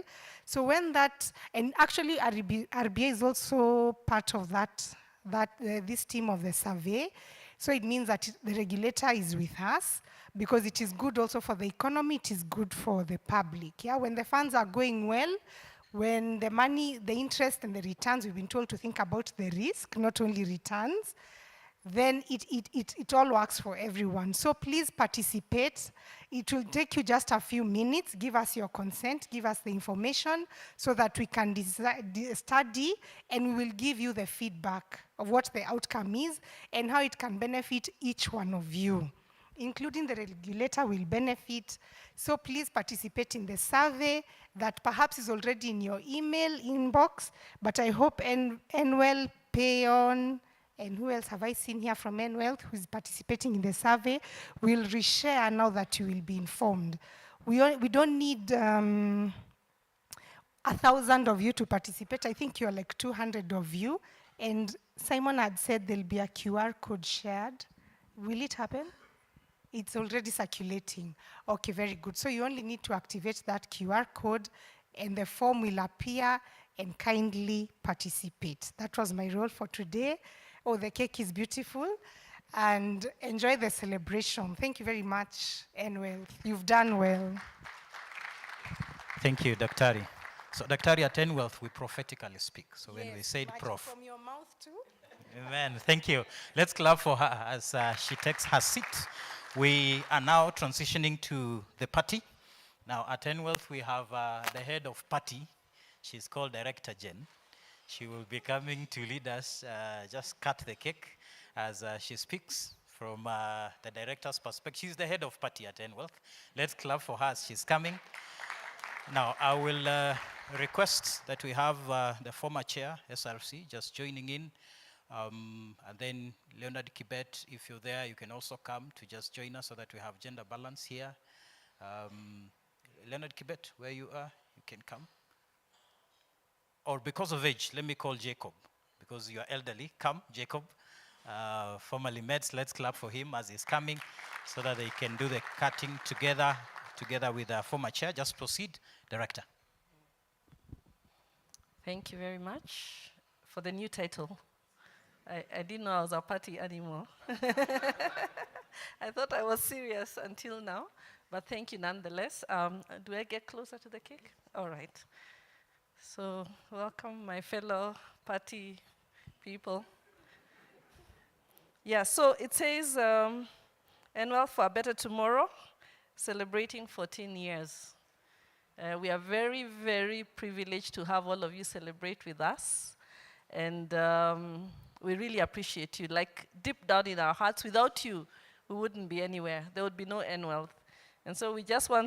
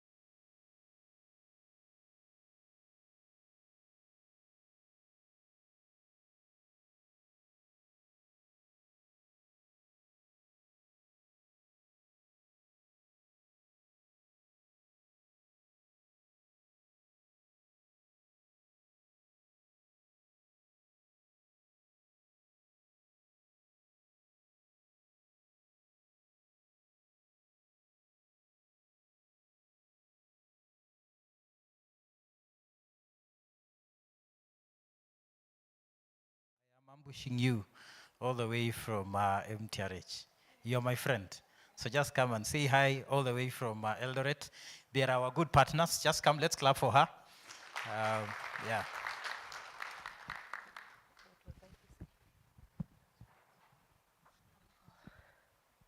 Hi everyone. I'm from MTRH.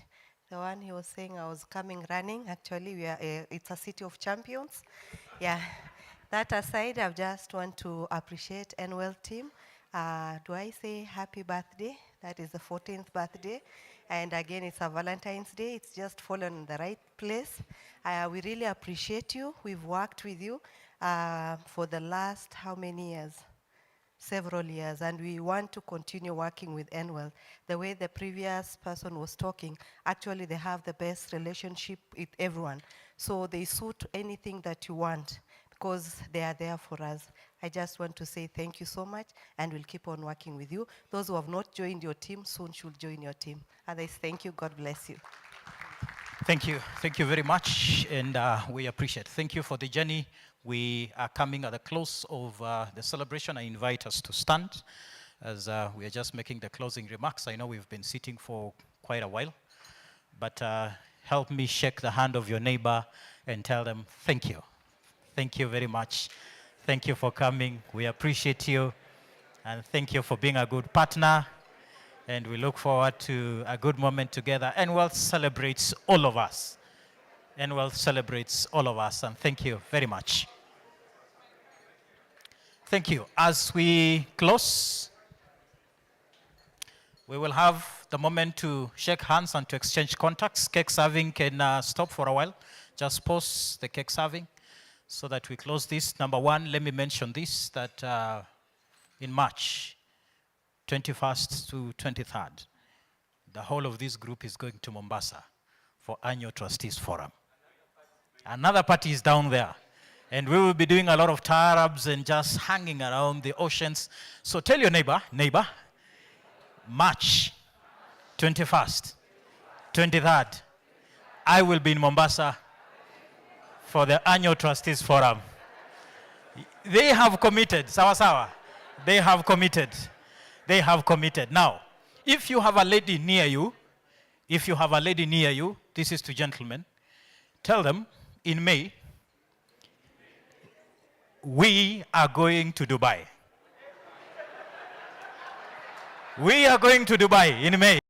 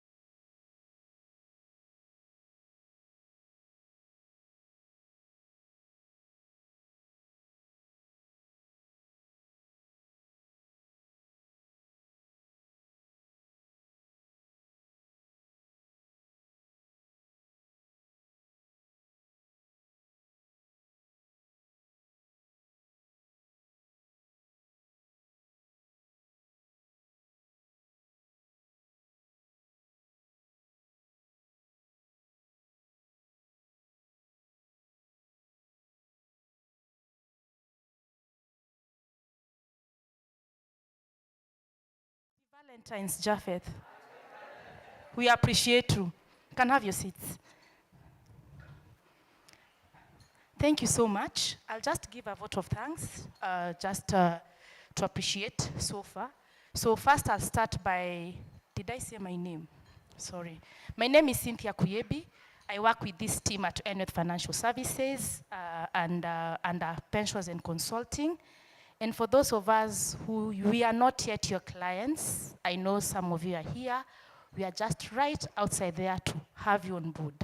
So karibu sana, you'll never go wrong with our services. So first, allow me to thank the Almighty God for this day and for what He's been able to do for us. The journey has not been easy, from 1 year to 14 years. And it's because of each one of you in one way or another. And we really, really, really appreciate you. The other vote of thanks will go to our guest speaker who has left, that is Mr. Christopher Lengi Leshio. The RBA representative, John Kerr, we appreciate always being there when we call.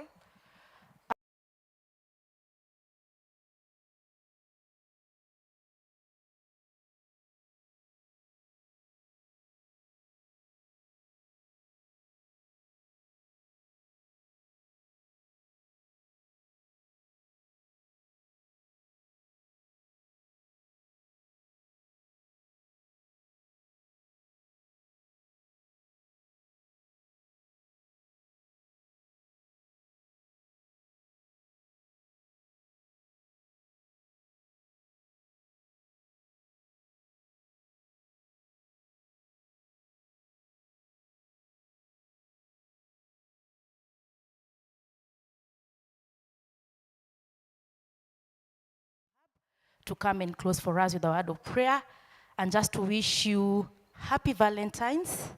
Enjoy it. We were very intentional that we need to be ready to finalize by 11 so that you are able to, for men, you go and get a flower and appreciate your ladies. And for us ladies, tuende nyumbani tutayarishe chakula. Thank you very much. Thank you, Cynthia. Good morning, ladies and gentlemen. My name is Rahab Kamau. I work for Enwealth Financial Services under the insurance arm. So I want to close with a word of prayer. Let us pray. Father, in the mighty name of Jesus Christ, we come before your presence this morning with thanksgiving in our hearts, dear God, for what a wonderful breakfast meeting, God, you have given us with our clients. We are grateful, Jehovah God, because of the way you've taken us through this session. We thank you, dear God, for every presenter, every speaker, every presentation, everyone who managed to get here, dear Lord. We thank you for Journey Mercies. We thank you, Lord, for your protection. Indeed,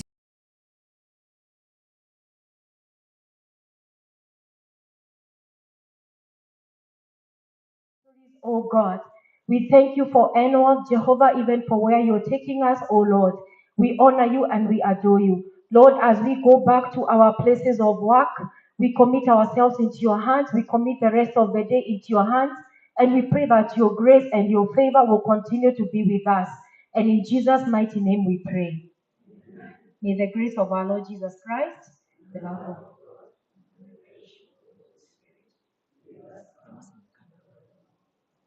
thank you.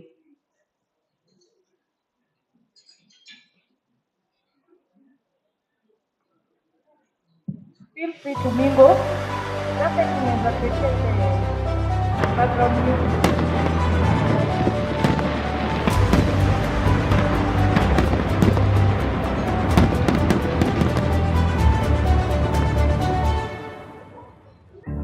Encountered liberty. Of course, it was about liberation, liberated to serve liberation, and mostly on pension services. Simon expressed his desire to grow his company, then a small startup, so to speak. But he wanted to raise it and grow it based on those values. Every individual desires a lifetime of financial well-being. The success of attaining this goal is dependent on having a reliable partner. I think one of the fundamental pillars of organizational sustainable growth is culture. Corporate culture is the oxygen, is what we keep breathing. Without it, it's quite easy for the organization to crumble. It's the fabric that holds the organization together. Over the years, Enwealth Financial Services Limited has emerged as the market leader in providing innovative and customer-centric services in pension administration, consulting, insurance, and investments. What makes us strong? I believe it's our people, experience, culture, systems, and a strong corporate board. To date, we serve over 120 corporate clients, 40,000 pension scheme members, and 50 billion worth of assets under administration. An experience with Enwealth has been quite positive. They have provided us with really customer-focused services, and we are grateful for that service they've given us to us. And they have also given us a lot of skills and diversity in their team, and we actually appreciate the levels of customer service. We take a holistic approach to ensure that we provide our clients with the right advice during their working lives. We do that by providing tailor-made personal financial management training, pre-retirement training, consulting, and trustee support services. Innovation and excellence are at the core of our operations. With a team of over 60 professionals, we partner with you for a better tomorrow. Our members were not familiar with the nuances of the two, what the differences between the two schemes meant. They helped us go along this journey. And today we have part of our scheme insegregated and part of it under a guaranteed scheme. So during that period of time, they really helped walk us through that journey. And the part of the turnaround times that we have worked with financial services. They have got robust ICT systems, training skills, they are patients to listen to us. Sometimes we ask very difficult questions. Even their knowledge of the system, of the calculations to verify the payments to the retirees is very quick, and the turnaround of the payment is very quick. But at least now everybody knows what pension scheme is all about. Our role is to assure through accountability, through transparency, and through prudent decision making that these funds are properly secured, they are properly invested, and that these senior citizens can be able to draw from those funds and be able to lead a comfortable life. They had a very, very systematic way by which they went through each of the compliance points. Our approach on insurance and investment is to bring them together into one. We further go an extra mile to ensure that you have health insurance even in retirement. It's all about taking care of tomorrow, today. Enwealth's commitment to all the stakeholders is to uphold high ethical standards through effective and sustainable governance for shared mutual value creation. With Enwealth Fantasy Program, we extend our hearts and give back to the community. We have already empowered 80 students with full scholarship. The Enwealth Fantasy Scholarship Program identified me as a needy student in the year 2013. They have managed to pay for my full school fees from Form 1 up to Form 4. So today, I'm a first-year student at Kenyatta University, pursuing Bachelor of Science in Computer Science.